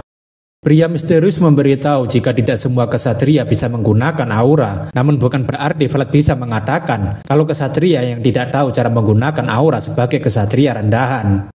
Pria misterius mengatakan jika aura hanyalah manifestasi dari potensi kemampuan seseorang untuk menjadi lebih kuat, terlebih bunga hanya akan mekar sempurna apabila memiliki pondasi yang kokoh. Meskipun Jagger sering memarahinya, tapi menurut pria misterius, Jagger bukanlah orang yang akan marah pada seseorang yang tak pantas untuk dimarahi. Jadi ia ingin agar Vlad merenungkan perkataan Jagger baik-baik. Vlad tentunya mengiyakan apa yang pria misterius katakan, sebab dirinya memang merasa sudah sangat bersalah pada Jagger. Vlad tahu bahwa dirinya sudah terbiasa dengan cibiran dan ejekan dari orang lain. Namun setelah melihat tatapan Jagger yang penuh dengan kekecewaan, membuat Vlad seperti sudah kehilangan arah pedangnya. Meskipun Vlad seringkali terkena pukulan Jagger, namun menurutnya tatapan kekecewaan Jagger lebih menyakitkan dibandingkan pedang kayu yang digunakannya untuk memukulinya. Pria misterius juga memberitahu jika pada akhirnya Vlad tidak bisa membahas soal liburannya setelah selesai latihan, dan Vlad langsung kembali ke wajah terkejutnya. Tapi bodoh amat dengan liburan yang dimaksud. Vlad rasa ia tidak bisa melakukan liburan apapun di tengah-tengah semua permasalahan ini. Vlad berpikir mungkin sebaiknya dirinya hari ini hanya harus mengayunkan pedangnya sampai tidak bisa memikirkan apapun, entah liburan ataupun masalahnya. Suasana sore hari kini telah berubah menjadi malam hari, dan rembulan kini menyinari mansion di tengah-tengah malam. Satu hal yang tidak berubah adalah Vlad yang sudah bertekad untuk melakukan latihan terus-menerus sampai melupakan seluruh masalahnya. Tanpa adanya Jagger yang mendampingi, Vlad terus melatih tebasannya tanpa henti seolah-olah dia tidak peduli dengan waktu yang sudah berlalu. Setelah melatih tebasannya berulang kali, Vlad akhirnya bisa memberikan bekas serangannya di atas tanah meskipun serangannya tidak terlalu kuat, namun itu cukup bagi seorang vasal. Melihat Vlad yang sudah kelelahan, pria misterius menyarankan agar Vlad menyudahi latihan untuk hari ini. Vlad menanyakan apakah memang sudah cukup, dan pria misterius memberitahu jika Vlad kemarin sudah mencapai batasannya, jadi semisal Vlad ingin memaksakan dirinya, maka itu hanya akan jadi melelahkan. Selain itu, menurut pria misterius jika Vlad terluka karena memaksakan diri, maka semua kerja kerasnya sampai sekarang akan menjadi sia-sia, dan Vlad tentunya berterima kasih atas saran dari pria misterius. Namun ketika melihat sinar cahaya rembulan yang menerangi malam hari, Vlad akhirnya mengingat kembali tujuannya yang ingin menjadi lebih kuat dan mempelajari jalan pedang sampai sekarang. Vlad sadar jika apa yang dikatakan Jagger ada benarnya, sebab dimulai dari perlahan saja, akhirnya dia bisa mendapatkan sesuatu yang bersinar itu, meskipun butuh waktu lama, tapi membentuk pondasi yang kokoh adalah dasaran paling utama. Dari atas mansion, rupanya Jagger juga sedang mengawasi Vlad yang sedang latihan sedari sore tadi. Mungkin itu karena Jagger memang khawatir dengan apa yang akan dilakukan Vlad hari ini. Jagger berpikir sepertinya Vlad akhirnya telah menemukan kembali tujuannya melatih ketajaman berpedangnya. Ini manhwa kebanyakan gambar dia kayaknya. Admin sendiri sampai kebingungan mau dikasih kata apa lagi di gambar Vlad yang kayak sedang melamun ini.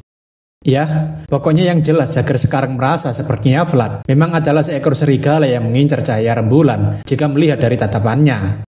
Sekarang kita berpindah ke sebuah wilayah yang berada di Trinova, yaitu County Ravnuma, di mana kota itu sedang mengalami kekacauan dengan kebakaran di gedung-gedungnya. Banyak sekali orang yang berteriak kesakitan akibat kekacauan itu. Apakah tempat ini sekarang sedang terjadi perang, atau mungkin pemberontakan? Tapi yang jelas kota ini sebentar lagi akan runtuh. Tampaknya juga, sekarang sedang terjadi pertarungan di dalam aula sang penguasa Ravnuman, di mana kursi sang penguasa telah kosong. Pertarungan itu rupanya hanyalah sebuah pembantaian, karena kita bisa melihat beberapa kesatria yang sudah tumbang sambil berlumuran darah, bahkan beberapa di antaranya masih ada yang OTW dibantai. Salah satu kesatria yang masih sadar kemudian ditanyai oleh seseorang, sebab ia penasaran kenapa dia masih bisa bertahan di mansion ini. Diterangi sinar cahaya rembulan tapi wajahnya masih tidak kelihatan. Sesosok pria pembantai mengapresiasi kesatria itu yang masih menjalankan misi terakhirnya dengan baik. Pria pembantai sangat terkesan karena kenalan lamanya ini masih bertahan di tengah pembantaian yang ia lakukan pada semua kesatrianya.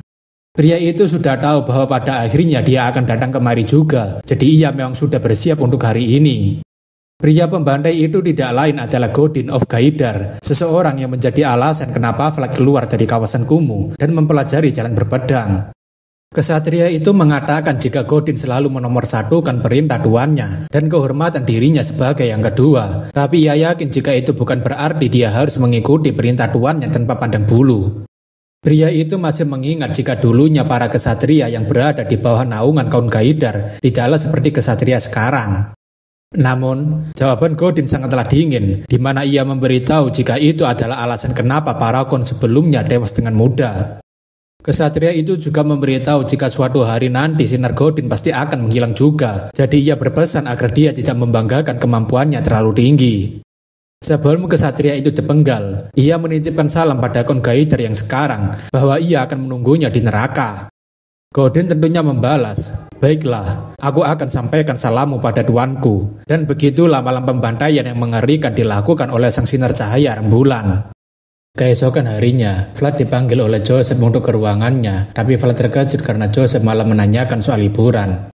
Joseph mengatakan bukankah Vlad telah diundang untuk pergi ke kediaman keluarga Connor bersama dengan Portley.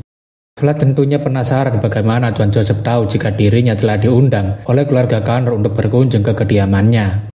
Joseph mengatakan jika rumornya sudah tersebar dengan sangat cepat, sebab vasal dari Tuan Gregory terus saja mengoceh tentang kunjungan Vlad dengan penuh semangat.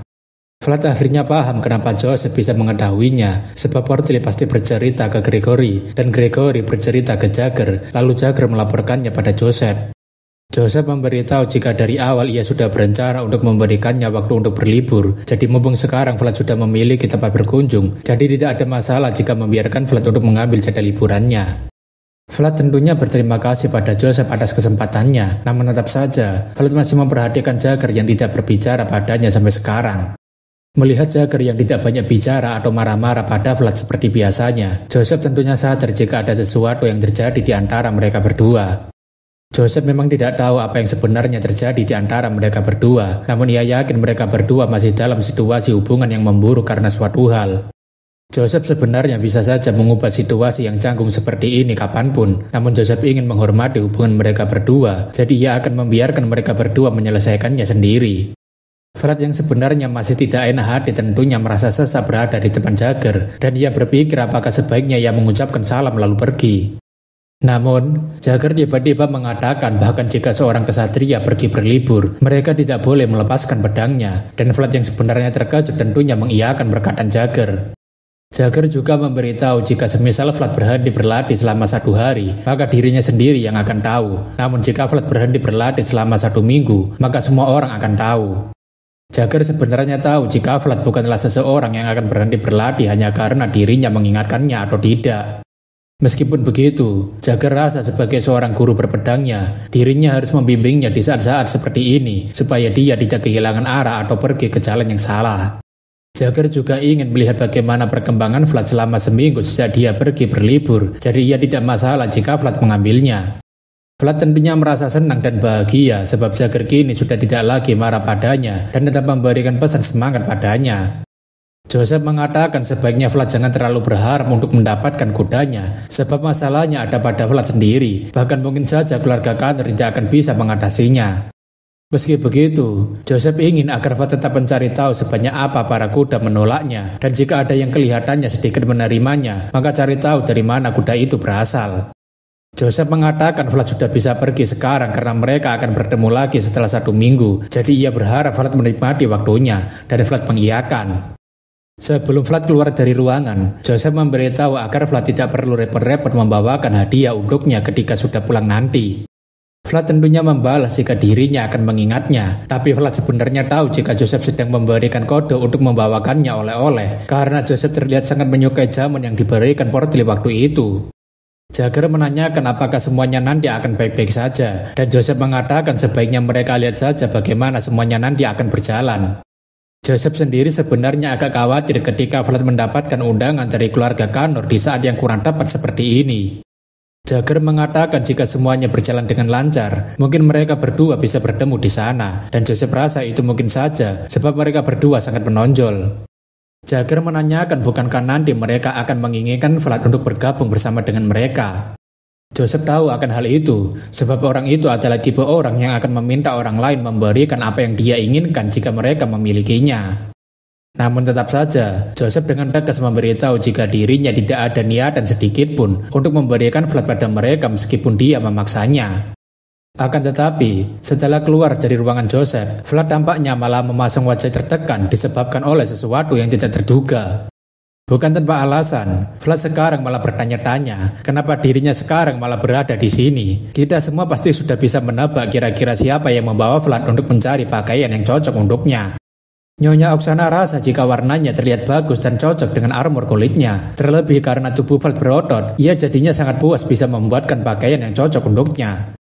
Flat tentunya berterima kasih banyak atas kebaikan Nyonya Oksana sekali lagi, karena menyiapkan pakaian untuk keberangkatannya. Oksana mengatakan, bukankah Flat akan pergi ke kediaman keluarga Connor untuk berlibur, jadi dia harus terlihat rapi jika ingin berkunjung ke rumah seseorang.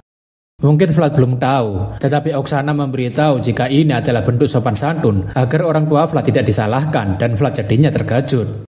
Oksana ingin agar Flat mengerti dan tidak membiarkan orang lain menyalahkan dirinya karena tidak memberikan pakaian yang layak pada Flat, sebab sekarang Flat adalah tanggung jawab dirinya juga. Flat tentunya sangat tersentuh dengan kebaikan Nyonya Oksana yang menganggap dirinya sebagai anaknya sendiri. Terlebih Flat sekarang ini tidak memiliki sesosok seorang ibu yang mendukungnya. Vlad yang sangat malu tentunya berterima kasih lagi atas perhatian Nyonya Oksana. Vlad kayaknya cuma bisa ngomong terima kasih kepada Nyonya Oksana deh. Oksana juga memberitahu jika ia akan mencarikan Vlad seorang tutor setelah dia kembali dari liburannya. Terlebih, sebuah kesalahan menerima kehormatan seorang wanita dengan tangannya hanya boleh terjadi sekali saja. Vlad tentunya sangat terkejut karena Nyonya Oksana sampai membahas kesalahpahaman yang ia buat pada Nona Alicia, dan Vlad meminta maaf karena ketidaktahuannya dalam etika seorang bangsawan. Oksana juga mengatakan jika posisi yang Vlad dapatkan dari seorang bangsawan tinggi akan membuatnya menjadi seorang kesatria kehormatan. Jadi Vlad harus bersikap sepatutnya, dan Vlad mengatakan ia akan mengingatnya. Selain itu, Oksana juga ingin memberikan Vlad buah lemon sebagai buah tangan karena tidak sopan berkunjung ke rumah seseorang dengan tangan kosong. Terlebih lemon ini pemberian dari Joseph. Vlad sekali lagi berterima kasih atas kebaikan Nyonya Oksana dan juga Tuan Joseph yang terus mendukungnya selama ini. Oksana tentunya senang karena Vlad paham dengan apa yang dimaksud olehnya. Jadi ia mengucapkan selamat bersenang-senang dan kembalilah dengan selamat. Vlad yang mendapatkan perhatian lebih dari Nyonya Oksana tentunya masih merasa tidak enak hati sebab dirinya selalu membuat rusuh dan mungkin akan mempermalukan mereka. Melihat pantulan dirinya di depan jendela, Vlad rasa jika dirinya sekarang sudah jauh berbeda dengan dirinya yang dulu ketika masih berada di kawasan kumuh. Vlad merasa jika dirinya saat ini bukanlah seperti dirinya yang dulu. Bahkan ia merasa jika pakaian mewah yang diberikan oleh Nyonya Oksana tidak pantas untuk dirinya gunakan. Mengingat dirinya di masa lalu, Vlad tentunya tidak akan melupakan seseorang yang membantunya keluar dari kawasan kumuh dengan memotong rambutnya untuk membelikannya sebuah pedang. Vlad tentunya berpikir bagaimana dengan keadaan Jemina sekarang ini karena ia mendengar jika dia telah bergabung dengan gereja. Vlad rasa sebaiknya dirinya tidak perlu terlalu memikirkannya karena seharusnya Jemina sudah aman berada di dalam gereja. Meskipun begitu, Vlad yakin jika Jemina sekarang tidak akan memakai pakaian yang cocok untuknya sama seperti dirinya saat ini. Berpindah ke sebuah gereja di Sohara, bisa kita tebak jika cerita akan memperlihatkan bagaimana keadaan Jemina yang sebenarnya. Para biarawati sedang membicarakan seorang fasal dari keluarga Bayezid yang cukup terkenal karena sudah mengeluarkan aura ketika berada di Deirmar. Tak hanya itu, para biarawati juga membicarakan jika fasal itu terlihat sangat tampan dengan rambutnya berwarna pirang dan matanya yang berwarna biru. Mereka yakin jika dia adalah seorang bangsawan, bahkan mereka sangat terkagum dengan umurnya yang masih muda, tapi bakatnya luar biasa hingga dijuluki sebagai kesatria muda dari utara. Mendengar pembicaraan para biarawati itu, Jemina tentunya berpikir mungkin saja yang sedang dibicarakan oleh mereka adalah Vlad. Tapi setelah dipikir lagi, Jemina rasa itu tidak mungkin bagi Vlad untuk berhasil secepat itu, tapi dirinya akan merasa puas jika tahu bahwa Vlad masih hidup dan baik-baik saja. Para biarawati tampaknya memang tidak bekerja selama Jemina berada di sini, sebab mereka hanya menyuruh si rambut merah untuk bekerja, tapi mereka sendiri hanya bergosip. Mereka juga mengejek jika Jemina tinggal di sini tidak membayar apapun, jadi dia harus bekerja seumur hidupnya untuk membayarnya. Terlebih mereka masih menyuruh untuk mencuci baju, mencuci piring, dan lain-lain, padahal jelas-jelas itu adalah pekerjaan mereka. Sambil tertawa, mereka memberitahu jika si rambut merah tidak punya tempat ataupun siapapun untuk berlindung, jadi dia harus membiasakan diri untuk bekerja keras di sini. Para jalang itu kemudian pergi sambil memberitahu jika si rambut merah harus menyelesaikan semua pekerjaannya sebelum makan siang. Jemina yang sekarang lebih sabaran tentunya bersyukur karena ia sudah pernah bekerja di Rosmel yang notabene lingkungannya lebih keras daripada di sini. Jemina jadinya mengingat bagaimana dirinya bisa berakhir di gereja seperti sekarang.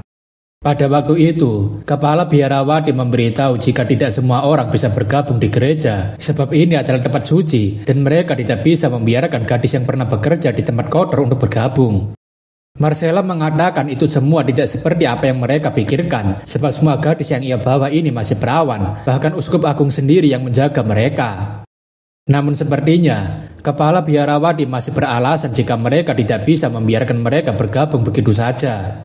Marcella menanyakan kenapa tidak, padahal selama ini ia sudah menyumbangkan banyak uang untuk gereja, bahkan menurutnya uang itu sudah cukup untuk memberikan makan gadis-gadis ini selama 10 tahun, dan itu masih tersisa banyak. Kepala biarawati tampaknya tidak bisa mengelak dari fakta yang disebutkan oleh Marcella, karena mereka sendiri menerima sumbangan darinya. Jemina menanyakan bagaimana dengan Nyonya Marcella, tetapi Marcella memberitahu agar Jemina untuk memikirkan dirinya sendiri terlebih dulu. Marcella kemudian menyuruh semua gadis yang berada di bawah naungan Rosmel untuk bersembunyi di dalam biara untuk sementara waktu. Namun tentu saja, kepala biarawati masih melarang Marcella untuk masuk sebab mereka tidak bisa menerima orang yang menjalankan rumah bordir, padahal mereka sendiri masih menerima uang haram itu. Marcella mengatakan ia tidak berharap dirinya diperbolehkan untuk masuk, tapi Marcella tetap ingin agar para biarawati itu untuk menjaga anak-anak itu dengan baik.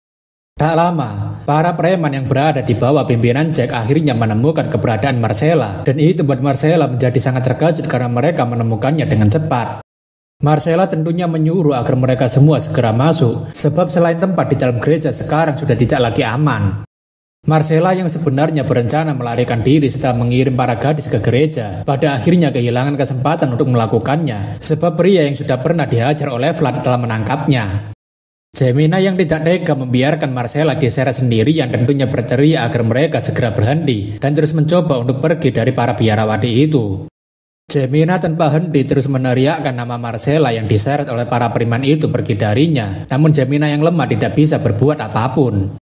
Malam yang menyeramkan, malam yang penuh kehancuran, beginilah kerasnya kehidupan di kawasan kumuh yang tidak memandang usia maupun jenis kelamin. Gemina yang masih mengingat kenangan pahit itu tentunya menangis dalam kesendirian, sebab orang yang selalu membantu mereka kini telah pergi, bahkan Gemina sekarang hanya bisa memanggil nama Vlad sambil menangis.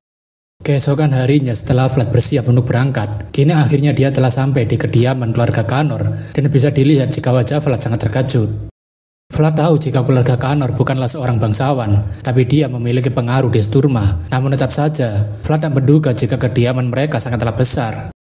Seorang kepala pelayan yang melihat tuan mudanya telah kembali, tentunya langsung menyambut mereka berdua yang berada di luar gerbang.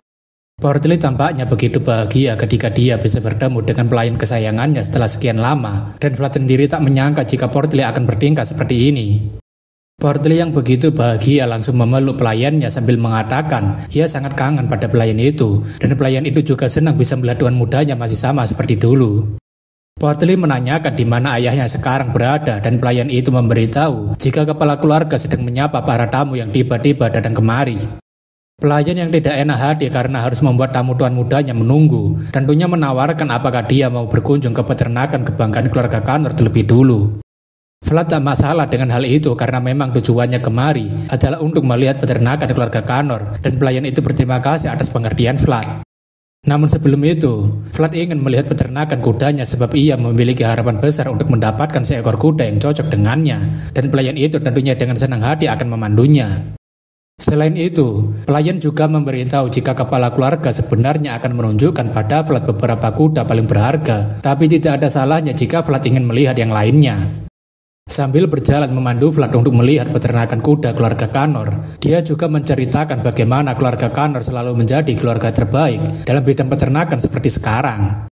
Setelah sampai di peternakan kuda, para kuda itu tampaknya sangat ketakutan ketika melihat Vlad. Terlebih sebelum menyentuh mereka, para kuda itu langsung kabur dari Vlad. Tak hanya kuda, bahkan para sapi beserta dengan para domba juga ikutan kabur dari Vlad, seperti mereka sedang melihat sosok monster yang sedang mengincar dagingnya. Pada akhirnya, tidak ada satupun hewan yang berani mendekati Vlad setelah jauh-jauh mendatangi keluarga Connor. Ya, kasihan sekali MC kita ini. Kayaknya emang dia kena kutukan deh.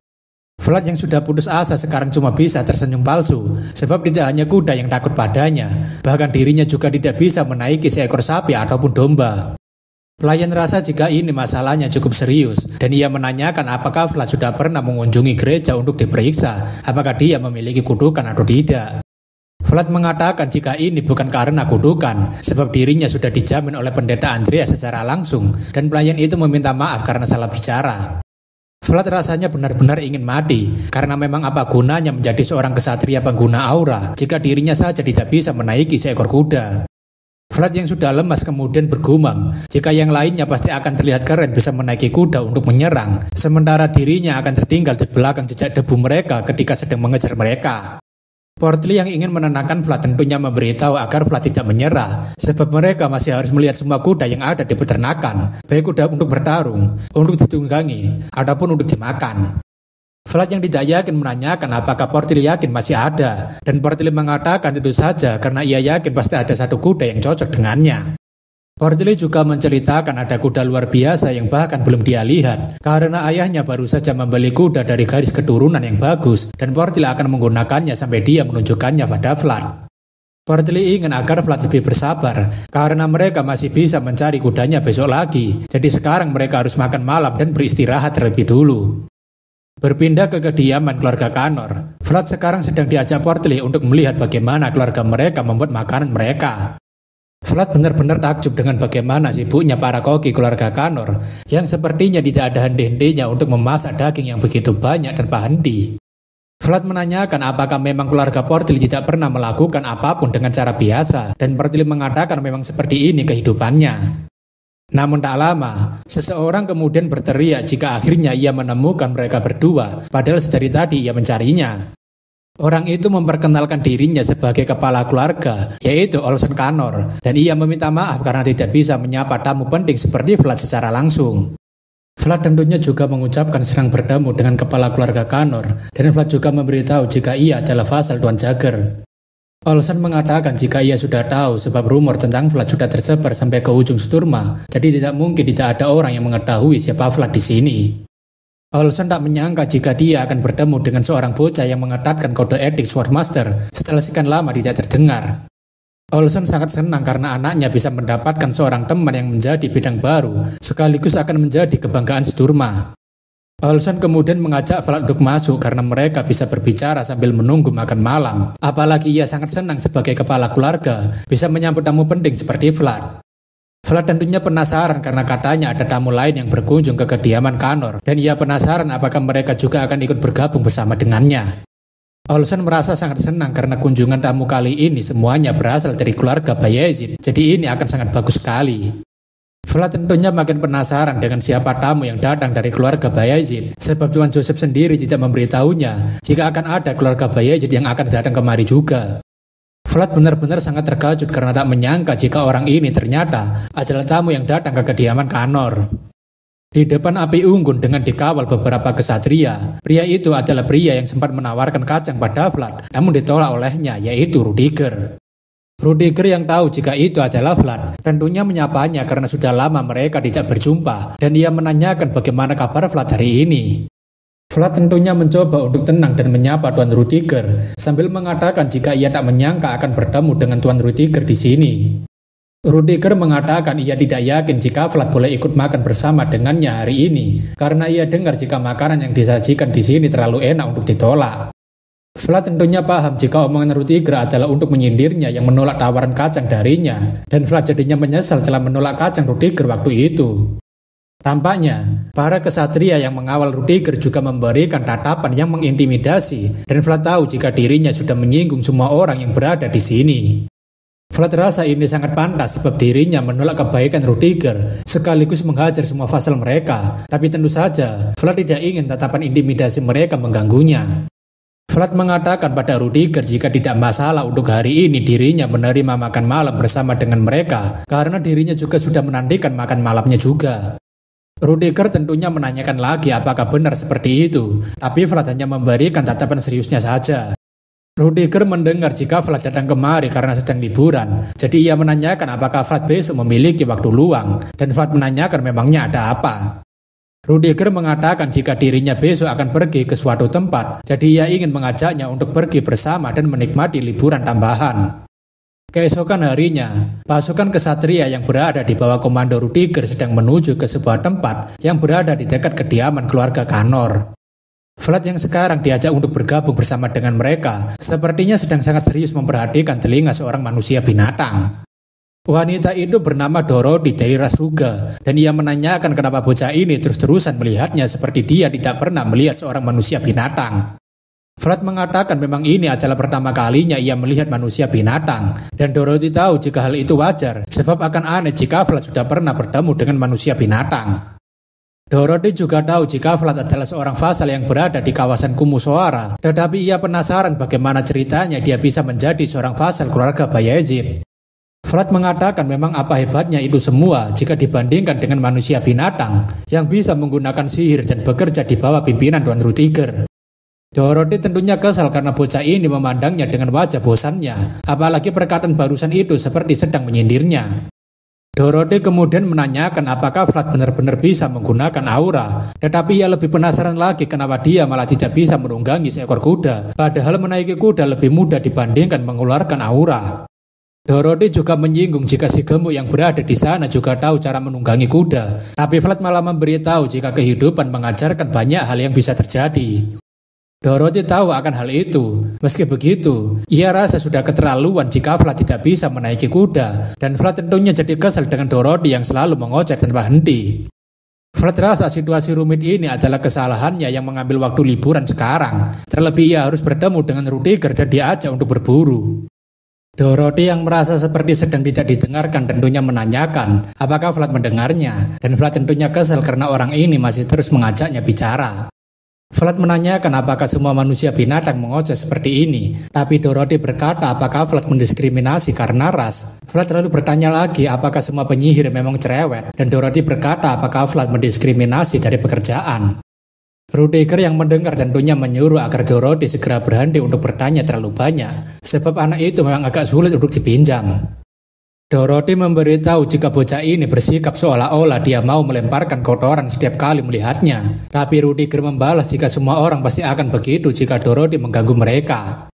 Dorothy tentunya jadi agak sedih karena dirinya sebenarnya hanya ingin mencari teman ngobrol agar tidak bosan selama perjalanan. Seorang kesatria menyarankan pada Rudiger untuk pergi ke tempat sebelah sana. Dan Rudiger rasa itu pilihan yang bagus karena arenanya terbuka, jadi mereka bisa melihat ke area sekitar. Portly memberitahu jika sepertinya mereka kemari untuk memburu beberapa kuda karena tampaknya mereka ingin mengawasi area sekitar. Namun, Vlad rasa jika tujuan kelompok Rudiger ini bukanlah untuk melakukan pemburuan, sebab mereka sampai sekarang bahkan belum mengeluarkan elangnya dari kandangnya. Kesatria tadi sekarang memberitahu jika ia melihat sekelompok orang yang sedang berjalan di sekitar sabana sana. Rudiger rasa mereka sangat beruntung karena bisa berpapasan dengan mereka setelah baru saja sampai di sini. Rudiger sendiri tak menyangka jika mereka bisa melihat sekelompok pilgrim di sini. Ngomong-ngomong, kelompok pilgrim ini sepertinya kelompok keagamaan yang sempat memimpin Bayezid disebutkan. Rudiger memberitahu agar mereka mengangkat benderanya dan memberitahu pada mereka tujuannya supaya mereka tidak merasa dalam bahaya selama mereka sedang berburu. Setelah bendera keluarga Bayezid dikibarkan, Rudiger rasa sekarang mereka bisa bersantai dan mencari mangsa sekaligus memantau pergerakan kelompok pilgrim itu. Di lokasi yang sama, namun agak jauh dari pasukan Rudiger, tampaknya sekawanan kuda sedang berkumpul di padang rumput hijau. Selain itu, mereka tampaknya juga dipimpin oleh satu kuda berwarna hitam. Meskipun dia hanya seekor kuda dengan warna yang paling berbeda, namun karisma kuda itu bisa terlihat ketika dia sedang mengawasi seluruh kawanannya yang sedang makan. Namun tak lama, kuda itu merasakan ada guncangan yang cukup kuat berasal dari dalam tanah. Akan tetapi para kuda lain sepertinya tidak merasakannya. Tidak salah lagi, di bawah tanah yang para kuda itu bijaki, kuda hitam sangat yakin jika ada sesuatu yang tidak beres dengan tanah di bawah sana. Di dalam tanah itu sendiri, tampaknya ada cacing besar Alaska atau Dragon Tail. Ya pokoknya cacing besar yang merupakan sisa-sisa dari Valen Dragon. Kelompok keagamaan yang melihat adanya pasukan yang cukup banyak tentunya tahu jika mereka adalah pasukan dari keluarga Bayezid. Tentu saja, pasukan Rudiger saat ini juga sedang berjalan ke arah yang sama dengan kelompok pilgrim, meskipun mereka sedang berjalan dari area yang kejauhan. Vlad tentunya tahu jika mereka sedari awal tidak berniat untuk berburu, bahkan siapapun tahu jika mereka sedang bertugas untuk mengawal sekelompok pilgrim. Karena jalanannya yang tidak rata, gerobak yang dinaiki oleh Vlad harus terguncang, dan Vlad yang merasa pusing tentunya berpikir jika sebaiknya dirinya berjalan saja. Portly menanyakan apakah Vlad baik-baik saja karena dia seperti sedang ingin muntah, tapi Vlad memberitahu jika kondisinya tidak seburuk itu. Namun sebenarnya, Vlad agak heran kenapa jantungnya tiba-tiba berdebar-debar dengan begitu kencang, padahal dia tidak sedang kenapa-napa. Portly memberitahu itu mungkin karena gerobaknya terguncang selama Vlad menaikinya, tapi Vlad rasa tidak ada gunanya menyalahkan siapapun, sebab ia yakin akan baik-baik saja setelah berjalan sebentar. Vlad juga merasa jika pemandangan di padang sabana ini sangat luar biasa, dan Portly sangat setuju karena ia sangat ingin sekali menunjukkannya pada Vlad. Portly memberitahu jika luasnya padang rumput ini sampai ke Varna, dan kadang ada monster yang muncul di sini. Tapi tahun ini tidak perlu khawatir soal itu berkat bantuan dari Tuan Joseph, dan Vlad menanyakan kenapa begitu. Portly mengatakan jika Tuan Joseph melakukan ekspedisi selama beberapa waktu, termasuk perburuan yang diikuti Vlad sewaktu musim dingin tahun lalu, dan Vlad jadinya paham maksudnya. Vlad tak menyangka jika perbuatannya ini akan membuat dampak seperti ini, bahkan pemandangan indah seperti ini juga berkat perjuangannya. Namun tak lama, Vlad melihat adanya debu-debu berterbangan yang sedang menuju ke arah selatan dan Vlad penasaran apa itu. Setelah diperhatikan lagi, Vlad tahu jika itu adalah sekawanan kuda liar yang sedang berlari dengan sangat cepat. Tampaknya juga, pemimpin kuda ingin membawa kawanannya untuk pergi menjauh dari tempat yang mereka tempati sebelumnya, sebab tempat itu sekarang sudah tidak lagi aman. Namun ketika melihat adanya kuda berwarna hitam itu, Vlad merasa seperti sedang terhubung dengan sesuatu yang sangat penting dengan dirinya. Sekilas penghubung itu tentunya membuat Vlad merasa ada yang aneh dengan dirinya, bahkan jantungnya sekarang semakin berdebar lebih cepat. Pemimpin kuda bersama dengan kawanannya sekarang tampaknya terus berlari tanpa henti, seolah-olah dia sadar jika cacing besar Alaska sedang mengikuti mereka dari bawah tanah. Rudiger yang tidak tahu apa yang dialami kuda itu tentunya hanya berpikir jika mereka adalah sekawanan kuda liar yang dimaksud oleh Connor, namun sekarang mereka hanyalah tamu yang tidak diundang. Akan tetapi, Rudiger rasa ini sangat aneh, sebab semua kuda itu malah berlari menuju ke arah selatan, dan semua kesatria tentunya sadar akan hal itu. Seorang kesatria berkata jika Tuan Rudiger benar, karena sangat aneh jika mereka berlari ke arah selatan, padahal di utara adalah tempat yang ada lebih banyak rerumputan. Rudiger sampai sekarang masih berpikir apa yang sebenarnya terjadi pada sekelompok kuda liar ini, karena mereka berlari dengan sangat cepat, seolah-olah mereka sedang dikejar sesuatu. Vlad sendiri sampai sekarang merasa jantungnya berdebar begitu kencang, dan ia berpikir apa yang sedang terjadi sampai dirinya tidak bisa bergerak sedikit pun. Di samping itu, kuda hitam tampaknya masih terus berlari sekencang mungkin untuk menghindari musibah yang akan segera menghampiri seluruh kawanannya. Tak lama berselang, sebuah gempa bumi yang lumayan kuat terasa di sekitar pasukan Rudiger, dan pasukan Rudiger memberitahu jika sedang ada gempa bumi. Vlad yang sudah pernah merasakan tentunya tahu jika ini bukanlah gempa bumi, sebab ia masih mengingat dengan jelas jika ini adalah getaran yang sama ketika ia bersama dengan Joseph. Benar saja, dari arah belakang sekawanan kuda itu berlari, sebuah ledakan besar tiba-tiba muncul dan membuat sebagian kuda yang tertinggal harus terkena ledakan itu. Ledakan itu tidak lain berasal dari sisa-sisa Valen Dragon, yaitu cacing kematian. Tentu saja pemimpin kuda itu sangat terkejut karena cacing itu sudah sampai di dekat mereka. Baik pasukan Rudiger ataupun kelompok Pilgrim, mereka semua sangat terkejut dengan kedatangan cacing kematian yang mengejar sekawanan kuda. Vlad sendiri tak menyangka jika dirinya akan melihat secara langsung salah satu bagian dari Valen Dragon di tempat ini. Cacing itu kemudian dengan cepat keluar masuk tanah seenak jidat dan membuat sekawanan kuda yang tadinya berlari dengan rapi kini harus terpecah belah karena amukan cacing besar Alaska. Tak hanya itu, cacing kematian pada akhirnya juga memakan salah satu kawanan kuda yang berada di dekat mulutnya, seolah-olah dia adalah pemburu kuda liar. Dorothy tentunya merasa ada yang aneh dengan cacing kematian ini, sebab harusnya cacing itu bukanlah hewan karnivora yang akan memakan daging binatang. Namun tentunya, sebagai seorang manusia binatang, Dorothy memiliki indera yang tajam, termasuk dengan penglihatan, di mana ia mengetahui jika ada sesuatu yang aneh di atas kepala cacing itu. Dorothy memberitahu semua orang jika di atas kepala cacing itu terdapat sebuah energi gelap yang mencurigakan. Karena situasinya sudah kacau, sekawanan kuda itu mencoba untuk berlari ke arah yang berbeda, sebab mereka berharap jika cacing besar itu akan kebingungan mau mengejar yang mana. Akan tetapi, hal itu tentunya membuat kesatria Rudiger makin terkejut, karena kawanan kuda liar itu sekarang sedang menuju ke arah yang sama dengan kelompok Pilgrim. Dengan kaburnya kawanan kuda ke arah kelompok Pilgrim, tentunya itu membuat cacing kematian merasa jika di sebelah sana ada sekelompok orang yang sedang berlari. Para kesatria Rudiger sekarang benar-benar panik, karena cacing kematian itu sekarang telah melihat ke arah para pengembara itu, dan dia pasti akan mengincar mereka yang lari lebih lambat. Rudiger tentunya menanyakan pada Dorothy, apakah dia mengetahui cara atau sesuatu yang bisa mengalihkan perhatian cacing itu agar berhenti mengejar kelompok Pilgrim. Dorothy yang ketakutan mengatakan jika cacing kematian itu tidak memiliki telinga ataupun mata, jadi cacing itu hanya menggunakan getaran di bawah tanah untuk mengetahui lokasi mangsanya. Melihat Dorothy yang tidak sadar akan posisinya sekarang, tentunya Rudiger membentaknya agar segera sadar dan mencari cara untuk memancing cacing itu untuk segera pergi dari sini. Rudiger juga menyuruh agar Vlad mengajak sekaligus melindungi Dorothy ke tempat yang lebih tinggi, dan ia ingin segera diberi tanda setelah Vlad menemukan cara untuk mengalihkan perhatian cacing itu. Vlad tentunya mengerti dengan apa yang akan Rudiger katakan, tapi Portil sepertinya agak heran kenapa Vlad dengan mudahnya menuruti perkataan kakaknya Joseph. Dengan otoritasnya sebagai pemimpin pasukan, Rudiger ingin agar semua pasukan mendengarkan perintahnya, tidak peduli musuh di depannya masuk akal atau tidak. Menurut Rudiger, yang terpenting adalah mereka berada di tempat yang seharusnya mereka berada, dan mereka harus menyelesaikan tugas yang sudah diberikan oleh kepala keluarga. Oleh karena itu, Rudiger ingin agar mereka semua mengangkat pedangnya dan melaksanakan perintah yang telah diberikan oleh Kon pada mereka. Sembari menaiki kuda yang berlari dengan kencang, Rudiger ingin agar semua pasukannya segera bergegas untuk melindungi sekelompok pilgrim yang sedang dalam keadaan berbahaya itu. Pasukan Rudiger saat ini tentunya sedang berlari mendatangi cacing kematian sesuai dengan perintah Rudiger, sebab kepala keluarga Bayezid sendiri yang memerintahkan mereka untuk melindungi sekelompok religius ini. Rudiger memang merasa jika situasi ini sama sekali tidak masuk akal dan semakin lama semakin tidak wajar, bahkan ini seperti sudah direncanakan.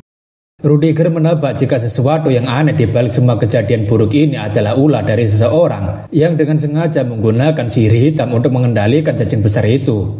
Tentu saja dengan kejadian seperti ini, Rudiger tidak akan dengan setengah-setengah mengeluarkan kekuatannya.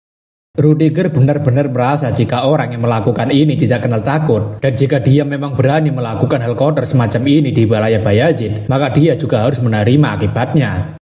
Berpindah ke sisi Vlad saat ini, di mana ia telah membawa Dorothy ke tempat yang lebih tinggi untuk mempersiapkan cara mengalihkan perhatian cacing kematian. Dorothy sekarang ini tampaknya sedang kepanikan, hingga lupa kira-kira ia harus menggunakan warna marking spell untuk gerakan karena ia harus segera membuatnya.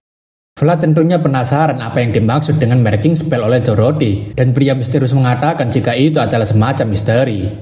Singkatnya, pria misterius memberitahu jika misteri itu bersama dengan kesucian dan aura, terlebih ketiganya adalah misteri yang memenuhi Trinitas, mulai dari kekuatan suci pendeta, aura para kesatria, dan juga sihir yang digunakan oleh para penyihir. Vlad sekarang akhirnya paham kenapa Dorothy bisa menjadi penyihir yang bergabung sebagai pasukan Rudiger, karena dia memang memiliki keahliannya tersendiri. Namun ketika Vlad dan Portly sedang memperhatikan apa yang sedang Dorothy lakukan, tampaknya sebuah kobaran api besar tiba-tiba muncul dari alat cacing kematian mengamuk. Vlad yang terkejut tentunya menanyakan apa sebenarnya itu, dan Portly memberitahu jika itu adalah perbuatan dari Tuan Rudiger. Benar saja, cacing kematian itu tampaknya sedang menggeliat kesakitan setelah terkena serangan dari Rudiger yang telah diperkuat dengan semangat api yang membara. Tak dapat dipungkiri, Rudiger mendapatkan banyak dukungan dari para kesatria karena memiliki aura api yang sangat kuat dan bahkan kemampuannya tidak bisa diremehkan lagi. Vlad yang masih terkejut tentunya berpikir jika dia sangatlah luar biasa. Bahkan Vlad berpikir jika kemampuan Rudiger sudah berada jauh di atasnya. Pria misterius tahu akan hal itu, namun menurutnya hal itu masihlah belum cukup untuk menghancurkan salah satu bagian dari Valen Dragon, dan bisa dilihat jika cacing itu masih terlihat sangat kuat. Rudiger tentunya benar-benar kesal karena serangannya yang sudah dilapisi aura masih belum cukup untuk memberikan luka. Rudiger sekarang paham jika cacing kematian seringkali dikatakan sebagai bagian Valen Dragon yang paling keras di antara bagian Valen Dragon lainnya. Karena Rudiger sudah membuat cacing kematian sangat marah, sekarang Rudiger sendiri yang akan menjadi incaran cacing kematian berikutnya. Cacing kematian itu tentunya langsung menyerang ke arah Rudiger, namun untungnya Rudiger masih berhasil menghindari amukan cacing kematian bersama dengan kudanya. Cacing kematian itu sendiri tampaknya sekarang sedang masuk kembali ke dalam tanah, namun bukan berarti bencana besar itu akan berakhir dengan mudah. Pasukan Rudiger yang melihat Rudiger berhasil menghindari serangan cacing kematian tentunya menanyakan apakah Tuan Rudiger baik-baik saja. Rudiger tentunya memarahi mereka agar tidak sampai lengah, karena cacing kematian itu bukanlah makhluk yang akan mundur dengan begitu mudah. Pria misterius memberitahu Vlad jika situasinya jadi semakin rumit, sebab tidak peduli seberapa kuat seseorang ketika bertarung, dia tidak akan bisa melakukan apapun jika musuhnya berada di bawah tanah. Rudiger tentunya memerintahkan agar semua kesatriannya segera mencari ke arah mana cacing kematian itu akan pergi, karena ia yakin jika cacing kematian itu masih berada di dekat sini. Rudiger sendiri masih berpikir, kira-kira cacing kematian itu akan pergi kemana, sebab semua pasukannya telah berkumpul. Seorang kesatria kemudian memberitahu Rudiger jika cacing kematian itu sepertinya sedang bergerak ke arah kelompok pilgrim. Rudiger tentunya berusaha berteriak sekeras mungkin untuk memberitahu kelompok pilgrim jika cacing kematian itu sedang berjalan menuju ke arah mereka. Rudiger benar-benar makin kesal karena suaranya tidak bisa didengar oleh sekelompok pilgrim itu, terlebih jarak mereka sangat jauh dan suaranya tertutupi hentakan kuda. Vlad yang ikutan khawatir tentunya menyuruh agar Dorothy untuk segera mempercepat pekerjaannya, sebab Tuan Rudiger sudah kewalahan menahannya. Namun tak disangka, Vlad malah akan melihat Dorothy yang sedang sibuk menggambar di atas kertas menggunakan ekornya seperti sedang bermain-main. Vlad mengatakan bukankah seharusnya sekarang Dorothy sedang sibuk melakukan tugasnya, tapi kenapa dia malah bermain-main seperti itu? Dorothy tentunya tak terima jika Vlad menyebutnya sedang bermain-main, sebab beginilah metode udik seorang manusia binatang dalam membuat sihir. Dorothy memberitahu jika dirinya sudah hampir menyelesaikan mantranya tanpa harus Vlad perintahkan karena ia hanya perlu satu langkah lagi. Dorothy kemudian menyuruh agar si gendut segera memberikannya pada Tuan Rudiger, dan untuk memakai mantra ini, dia hanya perlu menggosokkan kertasnya atau memotong kertasnya. Portly yang pelongo-pelongo tentunya kebingungan karena Dorothy tiba-tiba menyuruhnya untuk pergi mengantarkan mantranya. Dorothy memberitahu jika marking spell ini membuatnya kelelahan, jadi akan sulit baginya untuk berjalan sementara waktu, terlebih si Pirang tidak bisa menunggangi kuda, jadi cuma dia yang bisa melakukannya. Pria misterius memberitahu Vlad, meskipun dia bisa menaiki kuda, dia akan tetap terlambat karena cacing kematian bergerak lebih cepat di dalam tanah dibandingkan di darat. Terlebih para kesatria tidak akan bisa mendekatinya. Vlad yang tahu jika dirinya tidak memiliki solusi lain, tentunya berpikir untuk melakukannya sendiri dan mengambil mantranya. Tanpa berpikir panjang lagi, Vlad langsung berlari dan sepertinya dia sudah memutuskan untuk menggunakan mantranya ini sendiri. Dorothy yang terkejut tentunya menanyakan apa yang sedang bocah pirang ini lakukan dengan merebut mantranya. Tapi setelah melihat Vlad melompat, Dorothy tentunya berteriak untuk segera menghentikan orang gila ini, sebab di sana adalah tebing. Vlad sekarang tampaknya sedang terjun bebas di antara tebing-tebing yang cukup tinggi, mengingat mereka mencari tempat tinggi di sekitar sana. Vlad paham jika Tuan Rudiger dan Tuan Joseph sedang memperebutkan posisi sebagai kepala keluarga. Selain itu, semua kesatria yang berada di sisi mereka adalah kesatria elit Bayazid. Vlad tahu jika seorang vasal seperti dirinya tidak perlu mengambil tindakan seperti ini. Namun ketika membayangkan cacing kematian itu memakan kudanya satu persatu, itu membuat Vlad tidak bisa berhenti khawatir. Vlad masih mengingat sampai ke tulang-tulangnya tentang bagaimana perasaan ketika rumahnya dihancurkan oleh dunia yang luas ini tanpa bisa melakukan apapun terhadapnya. Vlad yang sedari tadi melamun mengingat masa lalunya, tentunya diingatkan pria misterius agar kembali fokus pada langkah kakinya. Tapi sayangnya, hal itu sudah terlambat, sebab Vlad malah tersandung ketika sedang mencoba berlari menuruni tebing, dan pada akhirnya dia benar-benar terjun bebas seperti orang gila. Karena tebingnya tidaklah lurus langsung ke bawah, Vlad harus terbentur tanah berulang kali setelah jatuh. Bahkan Vlad sekarang tidak bisa memperbaiki posisi tubuhnya. Pria misterius menyuruh agar Vlad melindungi kepalanya dan mengguling-gulingkan tubuhnya ke depan untuk menghindari dampak kerusakan yang lebih parah. Dan Vlad tentunya mengikuti perkataan pria misterius. Pada akhirnya, Vlad telah sampai di tanah yang datar setelah berulang kali terbentur tanah di tebing. Dari atas tebing, Portly berteriak memanggil nama Vlad sambil menanyakan apakah dia masih hidup. Portly benar-benar tersentuh setelah mengetahui jika Vlad masih hidup setelah jatuh seperti itu. Tapi Dorothy tentunya jadi ngeri karena bagaimana bisa seorang manusia masih hidup setelah terjatuh dari ketinggian seperti ini.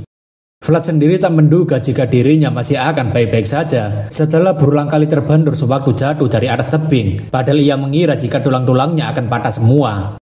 Akan tetapi, sebuah cahaya biru kemudian menyinari tubuh Vlad yang telah terjatuh, seperti energi itu telah melindungi tubuh Vlad.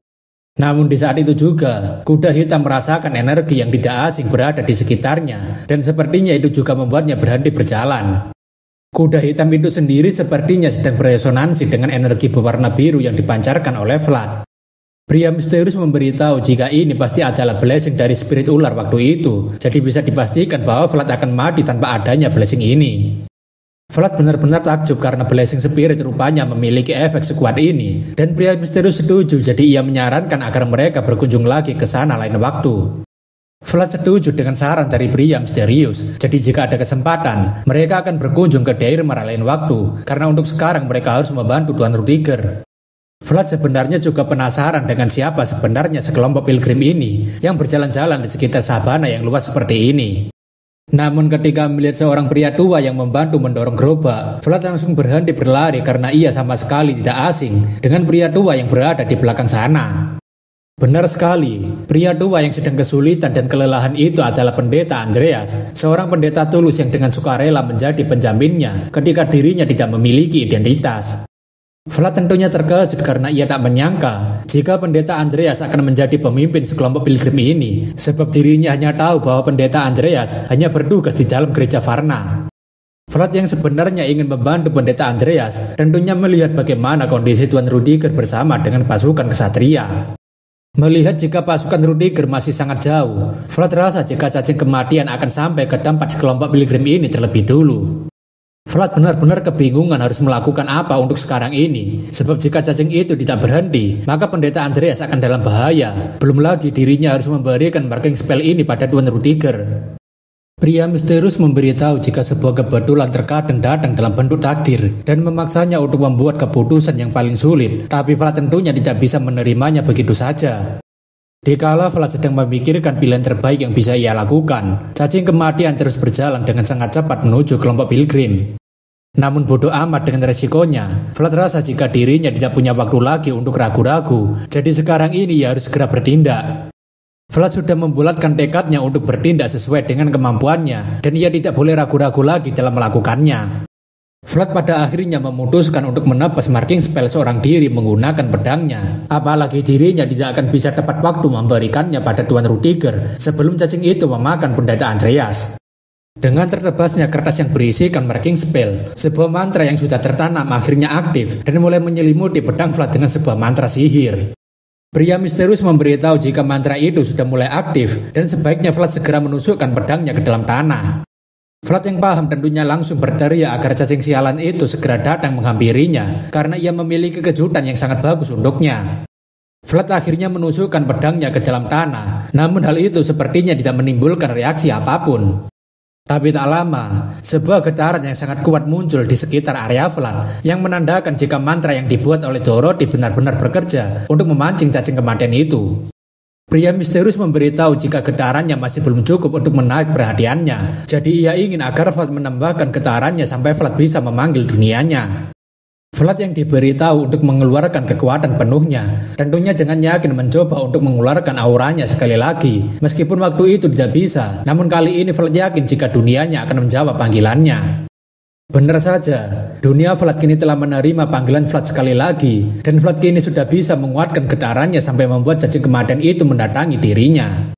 Sambil mengalirkan auranya ke dalam pedangnya yang sedang mengeluarkan getaran, Vlad mencoba memprovokasi salah satu makhluk bagian dari Valen Dragon untuk datang padanya. Vlad terus-terusan mempertahankan auranya sebisa mungkin sampai cacing kematian itu mendatanginya, sebab akan jadi masalah jika dia hanya melakukannya setengah-setengah. Tentu saja, usaha yang dikeluarkan oleh Vlad dengan susah payah akhirnya membuahkan hasil, di mana cacing kematian itu menunjukkan wujudnya di hadapan Vlad. Rudiger benar-benar terkejut karena Vlad rupanya sangat berani mengalihkan perhatian cacing kematian seorang diri ketika dirinya masih sibuk mengejarnya. Dorothy dan Portili tentunya sangat terkejut karena mereka juga tak menyangka jika Vlad bisa memancing cacing kematian itu sampai ke hadapannya. Vlad yang sudah tidak ada keraguan lagi, di matanya terlihat jika bagian dari Valen Dragon ini tidak akan membuatnya ketakutan sedikit pun. Meskipun cacing kematian itu sudah berada di hadapan Vlad secara langsung, namun Vlad tidak ada sedikit pun niatan untuk mundur. Bahkan dengan beraninya Vlad mengatakan jika dirinya ada di sini dan akan melawannya.